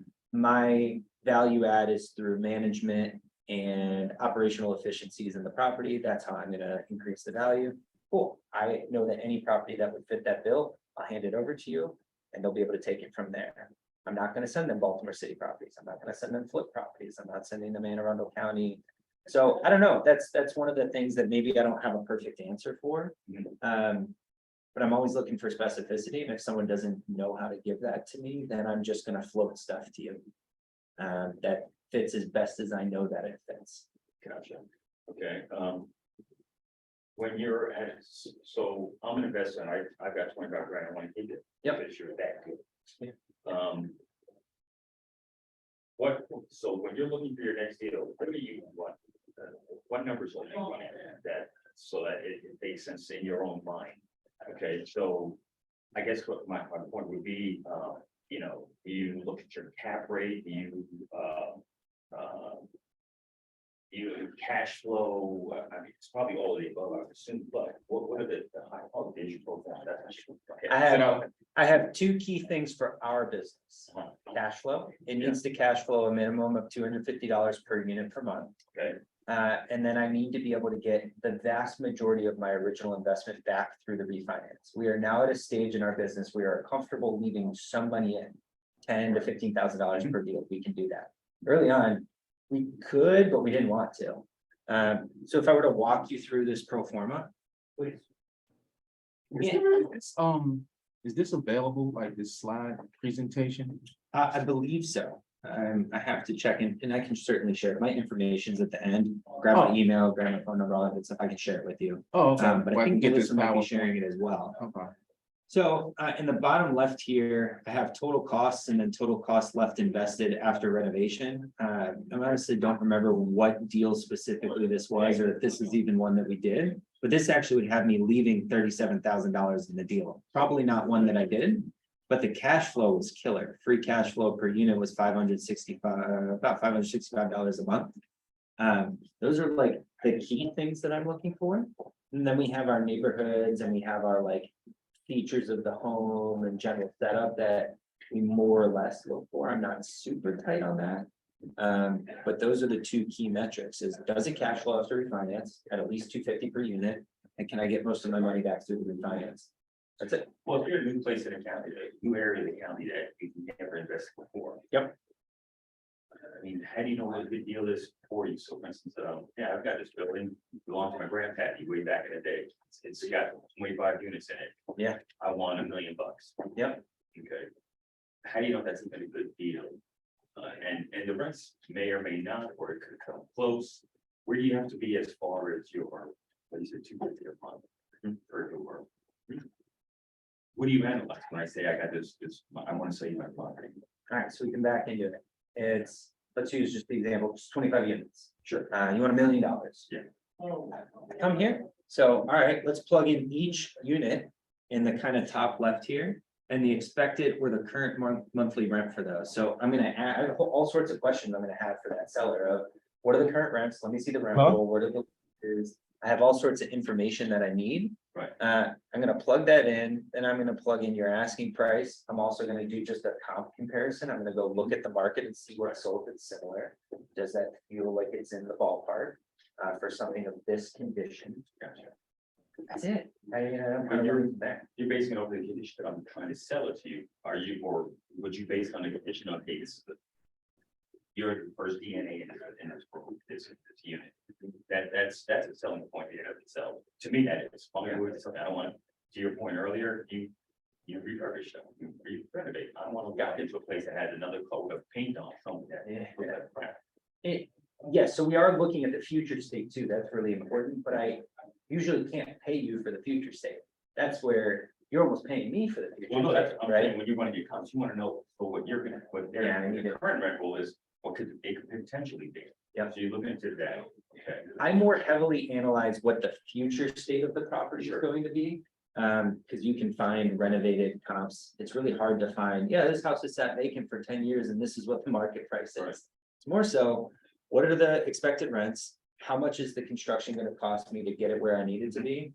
What are my costs on my refinance? How much cash is left in? And you can back into a purchase price from there. Gotcha. Sometimes it works, sometimes it doesn't. Yeah, I've got a formula they gave me, it's kind of off the top of the head, just basic back of envelope type stuff. Yeah. No calculators. So if you're looking at, you have your property, what do you, and you're gonna purchase this from somebody and you have the rental, what documents are they gonna be giving you? Because I mean, I'm really good on Photoshop. Yeah. And I can do all sorts of stuff in Photoshop. And I can say, hey, look, I'm making, 3 million a month off of this. Yeah, so you make a good point. Yeah, if I ask for a lease or a rent roll, it could be fake. I have to kind of go off of like, you have to give something a little bit of like a smell test too, of if they're like, hey, this person's we're making 40% more per unit than anyone else in the area, and our place looks like trash. Right. Maybe I don't trust it, but honestly, I don't run into that all that It's gonna be an often. experience. And again, I don't buy a lot of presently occupied places because we're rehabbing so many places, they start vacant, Yeah. that the current tenant situation isn't even a factor. Got it. Yeah, I mean, you wanna do your due diligence and make sure you're looking at legitimate information. That's a great point. I would like to come back to wholesaling. Say it again? I would like to come back to the discussion on the wholesaling. Yeah. Because the way you explain is kind of conflicting a little bit my understanding. I want it to be clear in my mind that I don't know, because I thought wholesaling is you find a deal and the person, if the person doesn't want to sell it on MLS, then you buy through a contract that you assignment contract. And then with the assignment contract, you go around and find somebody who can buy that property cash with a fee. He gives you a fee, and you sell it to the person, and then now the person becomes the buyer and deal directly with the seller. Is that correct? That is correct. Okay. So as an agent, how do you do this? As a real estate agent, I get you. how do this? Because the person doesn't want to sell in MLS. The person wants to sell it directly. So you buy, but you buy with intention to find a buyer to whom you will just give a contract, an assignment contract. There's no money there at that level. And then once you sell that, you sell your contract assignment, you are out of the game. The game is between the seller and the buyer. Yep. But at the closing, whatever fee you agree, they will give it. They will. I mean, it will be cut to you. They will give it to you. Yeah, I get what you're asking. So one of the assumptions that doesn't necessarily have to be the case in the question is that your buyer would otherwise be going directly to the seller or the wholesaler. Most buyers, especially newer investors, don't have the connections that you might have. And when I talked about defining your value proposition, one of the things that I brought up was knowing the wholesalers in your area and getting access to their deals and seeing what they're promoting. So I'll give you an example. And I get what you're asking. I promise I'll get there. Let's say you see a deal that's offered for $50,000 from the wholesaler. And you know that if you called them and said, I'll pay you $50,000, then the deal's done. But there's no commission in that 50 grand for an agent. The nature of the wholesale business is direct from wholesalers just going right to the buyer, and then they're keeping the fee that is what they're under contract with the seller and what they're selling the property to the buyer for.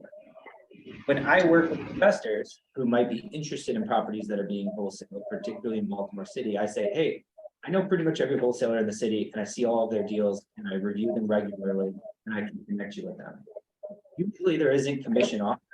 So my minimum fee is $5,000. And if I bring you a deal, you're going to pay for that. And you'll pay for it on the buyer side, is actually paying the commission to me. Sometimes in a rare situation, there's a way that the wholesaler will split it with you, especially if you have a good relationship, or maybe the seller is paying a small fee and then that's fine, you can get that included. But what I'm doing is I'm finding that deal, I'm analyzing it, and then I'm connecting my buyer with it. Could they go around me and find that wholesaler directly and analyze the deal themselves? Sure. I'm actually kind of excited for someone when they're doing that and they're executing on it, because it means that they're growing to the next level. There's still value for me. It just may no longer be in finding their deals. Or it may no longer be in finding their wholesale deals, but I can find them stuff on the market. I can find them stuff on the commercial market. I can find them things on LoopNet. But yeah, you bring up a good point. Does that answer your question? But yes, but as an agent, you have the right to do that, right? Absolutely. Agent. Okay. Question, Will. Yeah. Hey, I have some couple of them. Do you want me to go one at a time or just put it together? Say it again. I missed the beginning. I apologize. Yeah, I have some couple of them. Should I do it one at a time or just? It broke up again. I'm so sorry. Oh, several questions. Okay, sorry. The audio in the room's a little weird, so I apologize. Yeah, so how do you handle the objection of a potential person that want to borrow you money and they say, hey, let's joint partner together, meaning that we split the rent every month like forever. How do you handle that objection? Yeah, I'm doing all of the hard work. And so I'm going to keep the equity and you're going to get paid an interest rate return for lending your money, but I'm not going to offer anything more than that. I mean, I honestly haven't really run into that objection. You might think that you would get it quite a bit, but it makes perfect sense. So all you're doing is writing a check, and yes, you are accepting a higher than normal level of risk, but you're getting paid a higher than normal rate of return and a 9% interest rate. So this is where you're finding people with the risk tolerance. I bet you could find someone out on the street that'd be like, I would never do that in my entire life. And then you could talk to the next person, they'd be like, that'd be awesome. I've lost money in the stock market. If you can pay me 9% for the next year, that sounds great. My wife and I will take a vacation off of that money. Go ahead and give them 9% for that first year. Once you get the money back out, refinancing, you're gonna pay them their investment at 9%, and then you're done with them. So it's a good question. The follow-up was, after that year, do I pay them out, their interest, and then I'm done with them? We've done things differently. Sometimes we'll do deferred interest, meaning I'm not paying you anything until the end of the year, and then I'm paying you all of your money back in a lump sum plus interest. What we do now, because it's a little more sustainable, is we actually pay monthly interest. We direct debit it right to your bank account. And so January 1, February 1, March 1 hits, and your interest based on what you've invested with us goes right to your bank account. You get 9% each month. You get 9% annual, well, annualized out. So it's not, if you give me 50 grand, you're not getting 9% of that. You're getting 9% divided by 12, right? You got terms for that? Terms for when they invest with you, how long they keep you, like some people might Yeah, want to pull out. so that's the next question is, we've evolved on this over the years, is it used to be a 1-year note. Now we're doing a high enough volume of business and we have a business plan that I will always have a use for your capital. And then it comes down to the person. We start with our conversation of, what do you want to do? Well, I'd actually like this to be more of a long-term thing. You know what, I just sold my house and we don't know what to do with the money just yet. By the way, that's a great investor source, is someone who just sold their house and made a lot of money and it's otherwise just going in their checking account. Hey, I invest in real estate. Would you like to make 9% on that $75,000 check that you just got from closing versus your 0.5% in your checking account? Most people say, yeah. But anyways, back to the question. We have a auto renewal provision that says, hey, if you don't give us notice within a month of the end of your note, or we don't give you notice that we're going to pay you back, it just auto renews for another year. And we as the lender always have the right to pay them back early without any penalty. So if something changes in business where it's like, you know what, I don't want to, or I can't keep this capital deployed anymore, let's just pay them out. I'm not obligated to continue that for them. So the question is, all right, are you acting as a investment company at this point? Like, is that a separate company that you have? Like, people are giving you money. Yep. So you're acting sort of like a company that's raising capital, like investors, right? Mhm. So with that being said, who's managing this? Do you have a professional person managing this investment with the interest rate returns to people, like, or are y'all doing, you know what I'm saying? Like, are you acting like? It's a little more simple, I think, than you're thinking about it. Okay, Myself and Austin, my business partner, we're managing it. It's our business. Depending what you are defining as an investment company, yeah, we have a separate LLC. It's a separate entity. It's different than me personally, and it's different than my sales business.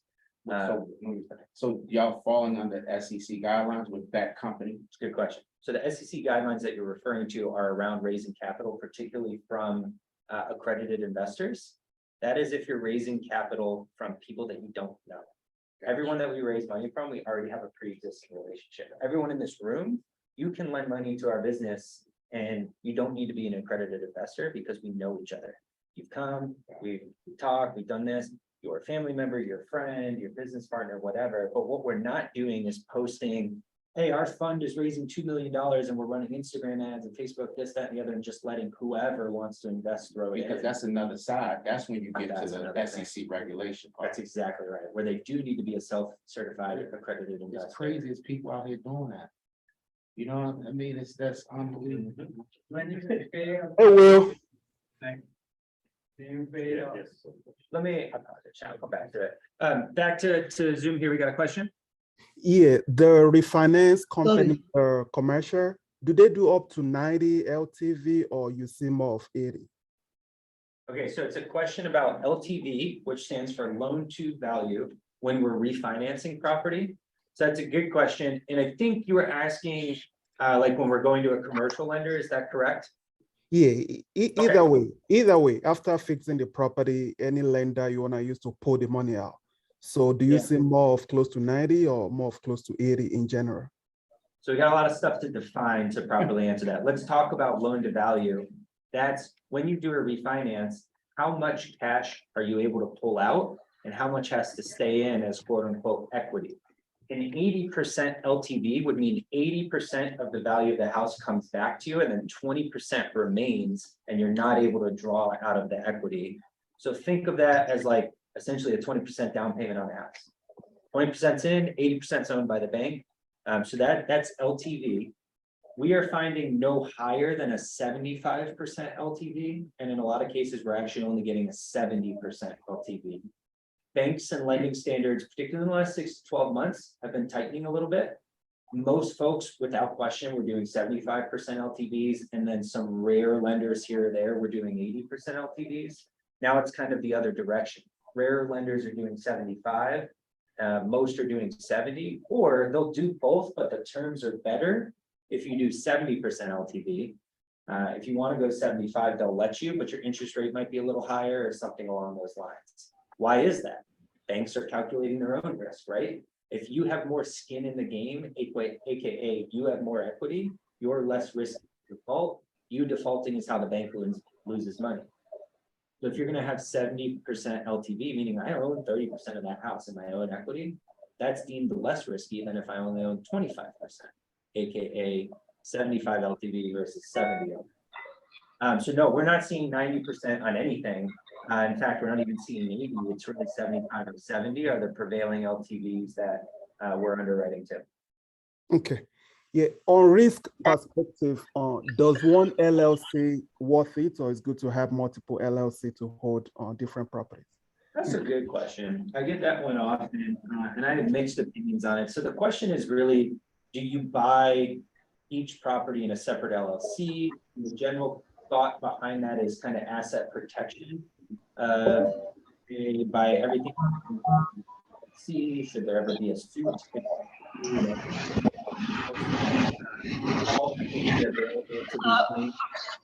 We got a little bit of feedback here on the Zoom. If you are not speaking, can you unmute for me? I have a question. But is it okay if I finish my answer to this one and then I'll come right back to you? Yes, no problem. Perfect. So coming back to the LLCs, we don't own all of our properties in separate LLCs. I honestly haven't seen the value in it when we analyze it and when we've talked with different lawyers. Because here's the deal, if you're legitimately negligent, it doesn't matter how that asset is owned. If someone tries hard enough, they can pierce the corporate veil. Simply owning a property in an LLC does not equal infinite protection. It is a slightly better strategy than maybe owning it in your personal name. Instead, we own all of our residential assets in one LLC. Also, it's a pain to deal with multiple LLCs. And then it's $300 to register each LLC. You've got to keep books for that LLC. You've got to get a tax return done for that LLC. You've got to pay your state registration of $300 every year on personal property within that LLC. And so it really adds up, and the benefits don't really help. What we do have separate entities for is all of our commercial assets. Every commercial property that we own is in its own separate LLC. But residential is all owned under one bucket, and we've never been sued. So I don't have great insight on what it's like when you're in court in that situation, but we've been told that that's a fine setup. So you recommend if you have commercial property, say it's multifamily, anything over 5 years to put in a separate LLCs? Probably, yeah. It's just different. Without going too in the weeds, your financing is going to be different, and they're usually financing to the asset, not to the business. Okay. So that asset needs to kind of stand alone, separate from everything else. Okay. But there's a lot of different ways to come at it. And there was a question on Zoom. I wanted to come back to you. Could you go ahead and ask it?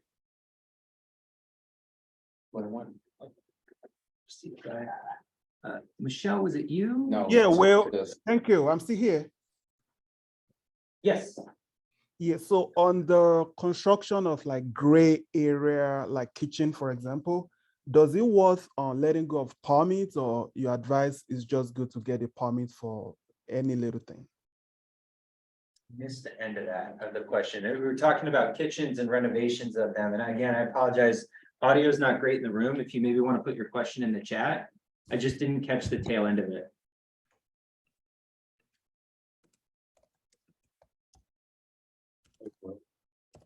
With that separate LLC stuff, right?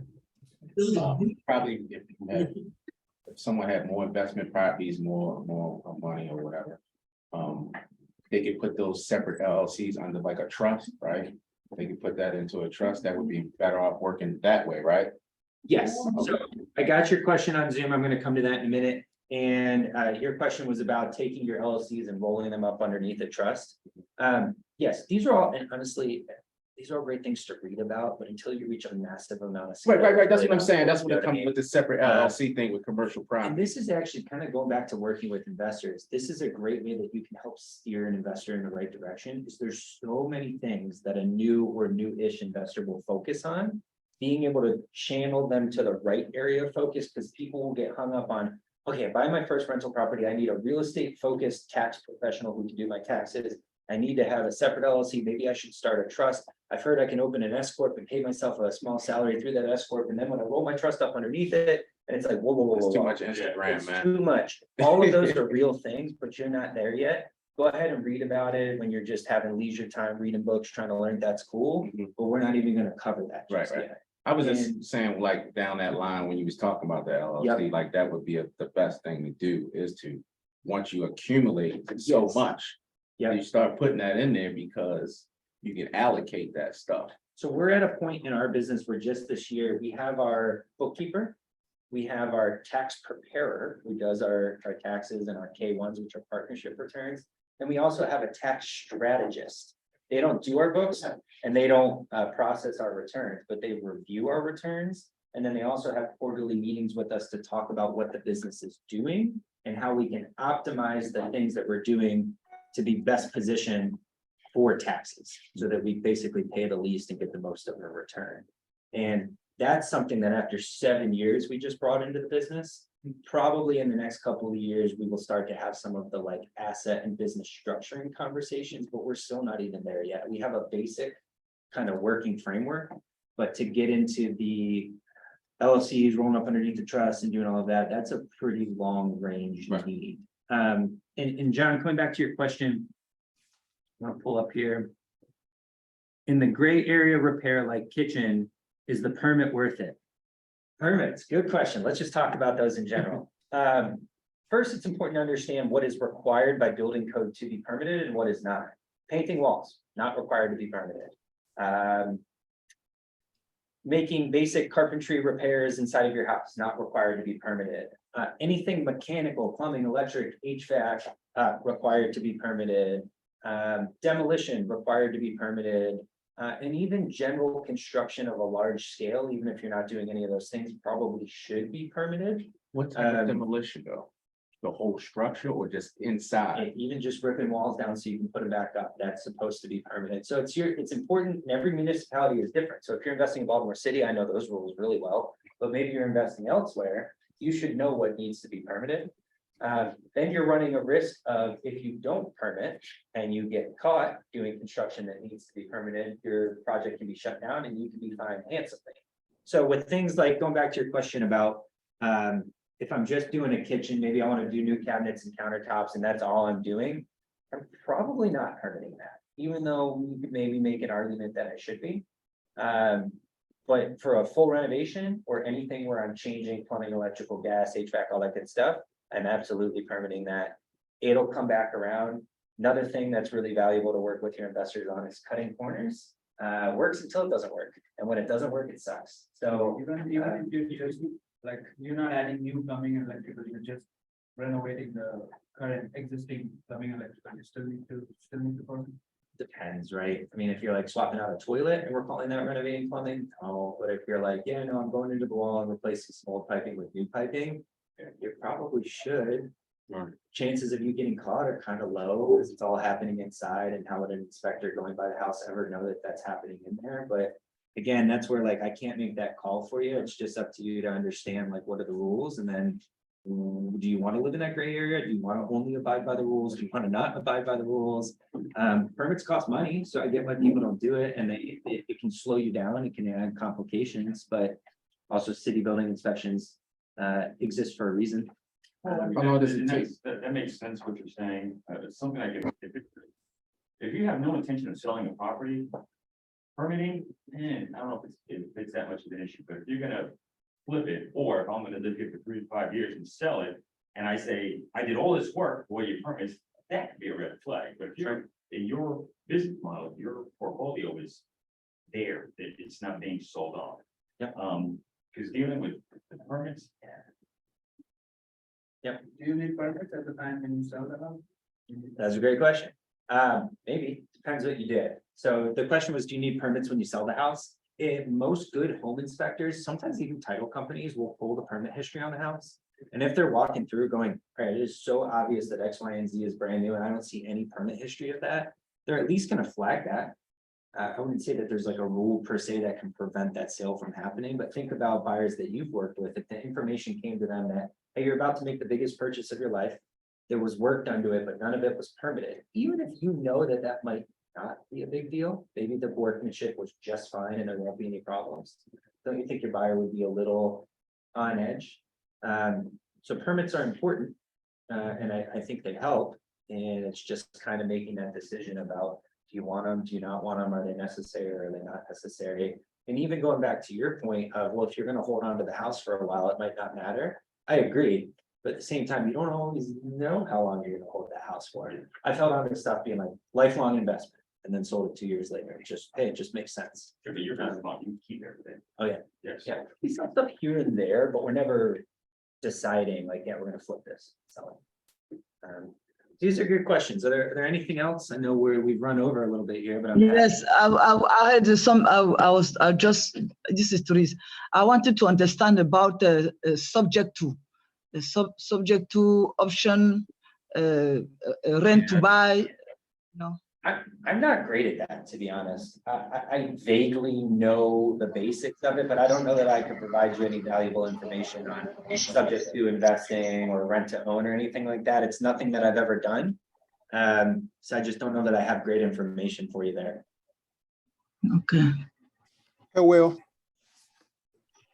Yeah, go ahead. is there value in using GC for construction or just get one-on-one contractors? Good question. This is another, you gotta, develop your own kind of thoughts. And I'm gonna answer that here in a second. I wanna move to another page just to leave up on the slideshow. This is how people can get in touch with me. Okay. And, okay, so using GC or separate contractors, thank you, I appreciate it. We use general contractors in the sense of one person, we develop the full scope for the house and then they do everything. I do work with folks who are generalists, meaning that they're capable and they have the skill set to do just about anything on a house.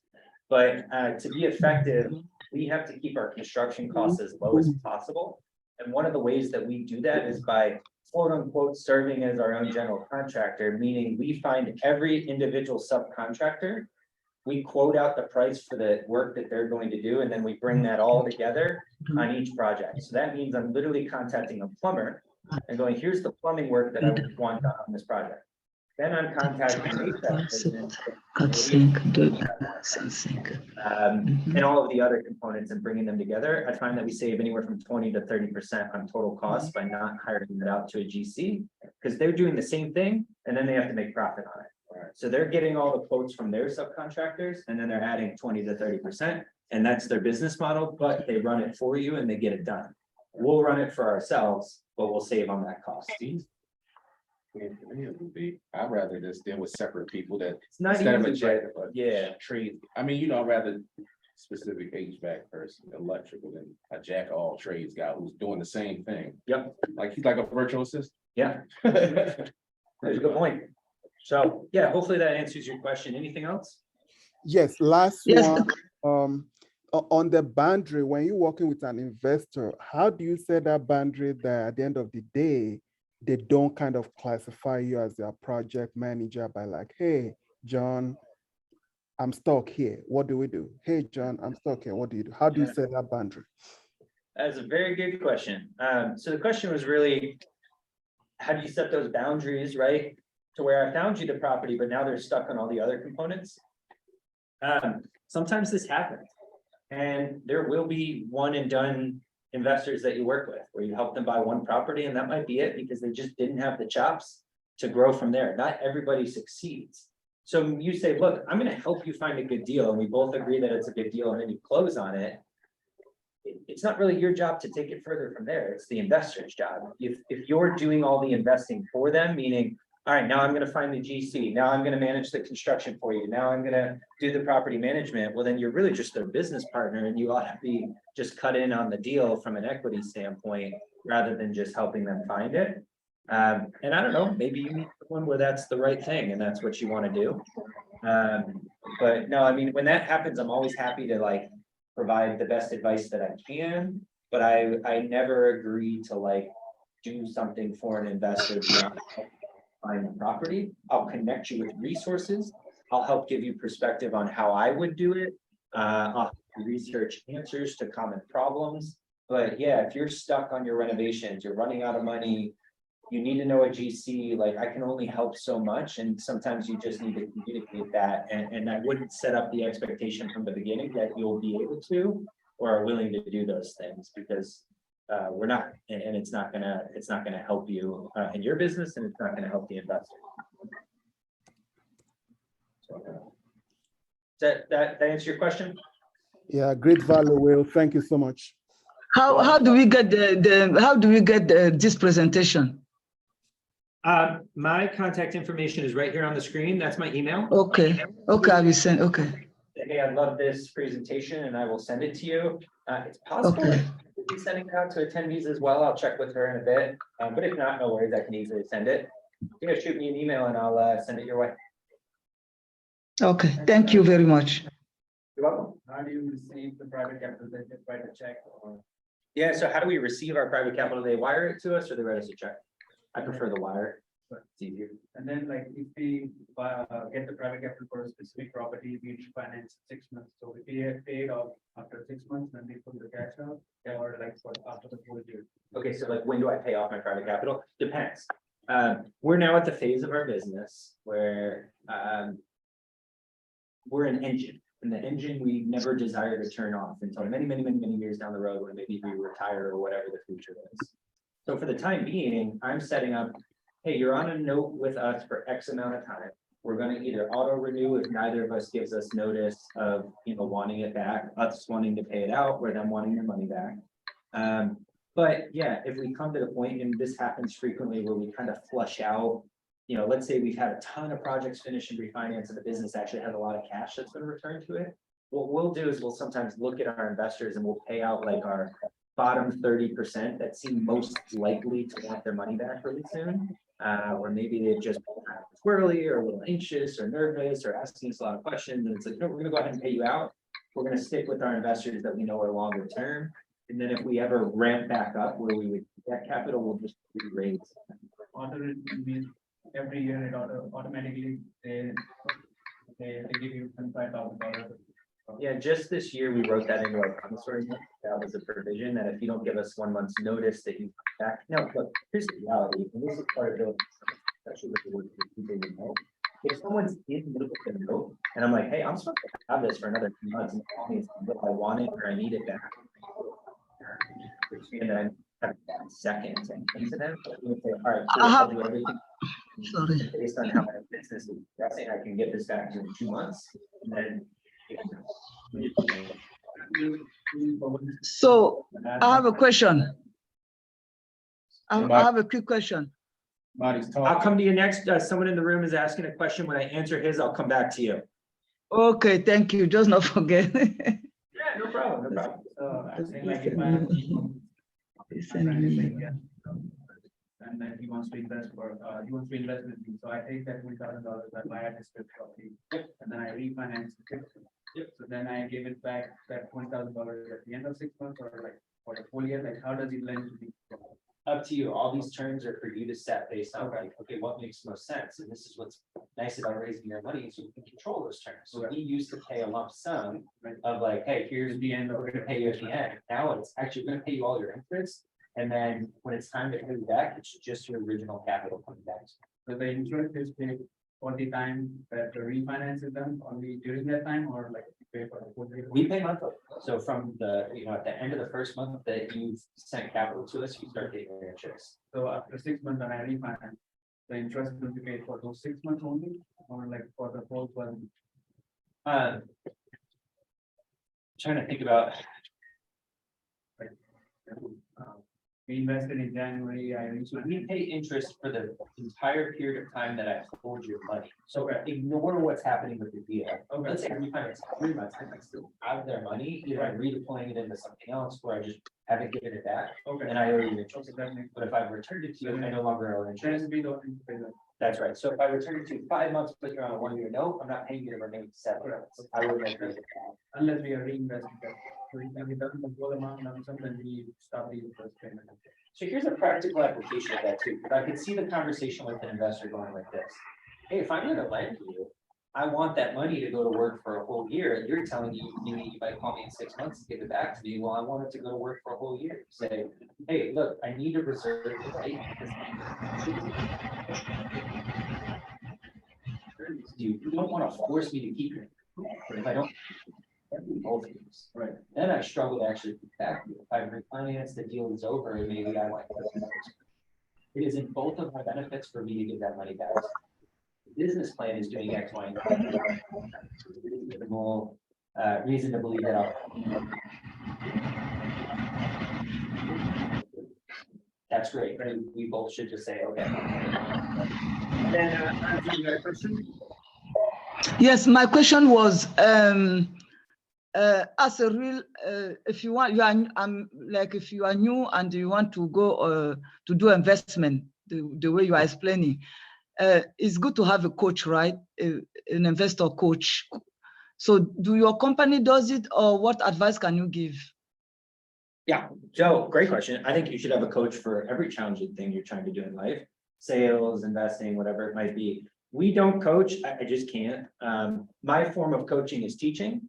So I'm gonna try to be out in our region at different market centers. I'd like to come back to Towson as much as possible, sharing information like this. Both myself and my business partner, Austin, have a session that we do called Wealth Building as a Real Estate Agent, which is less about working with investors and more about you investing and building wealth through real estate. So Yes. we don't have one scheduled right now, but just keep an eye on your training calendars, and if you see that come up, I'd love to see you in class, and I can talk a little bit more about what we did today and kind of share some of our knowledge, but we don't do one-on-one coaching. You would hate me as a coach because I would always be rescheduling and running out of time. Just too much going on. It's something that maybe one day, but not right now.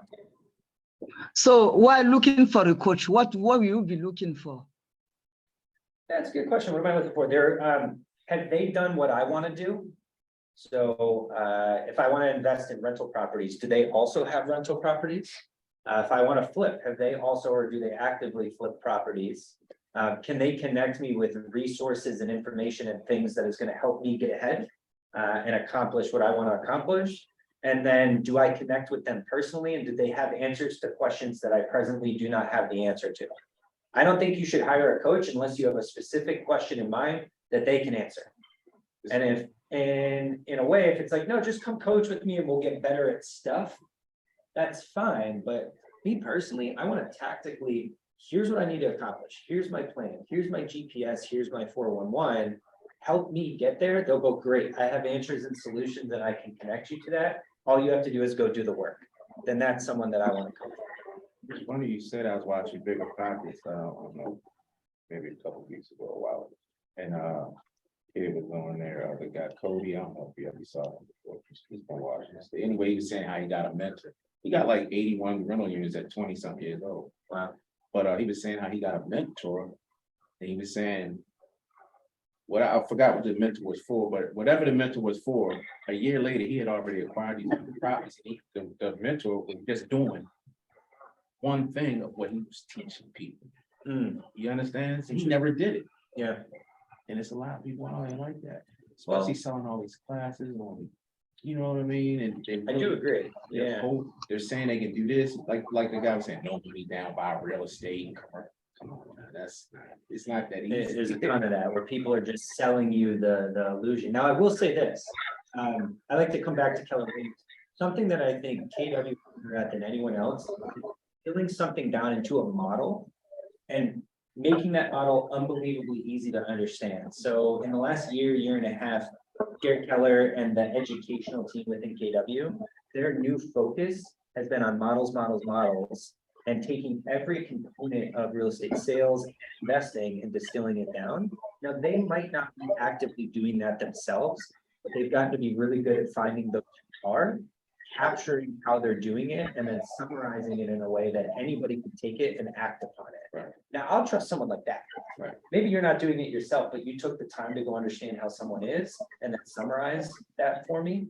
That's someone that I'll trust, even if you're not doing it yourself. But yeah, if you haven't summarized it properly and actually know what you're talking about and you're not doing it for yourself, then yeah, maybe I don't trust that. Like this, what you're doing now, like this is like great, because I mean, you have people, like I say, in your position. Yep. Or nowhere near your position, that are doing the same thing. Yep. Haven't done it in charge. I know what you mean. If people out here now have to get their quick scheme. Yeah. It's not, if I Give was it get slow. this. Yeah, exactly. Exactly. But, I mean, it's been going on for decades with different For standards, sure. but you know what I mean? It's just like, Well, my friends online, my friends in the room, I'm gonna wrap it up there. I'm gonna start packing things up. I'll leave the Zoom up, but again, my information was on the screen. Email me, text me, follow me on Instagram, and we can stay in touch. I really appreciate you being here. just. Creative finance aside, right? Let me end this.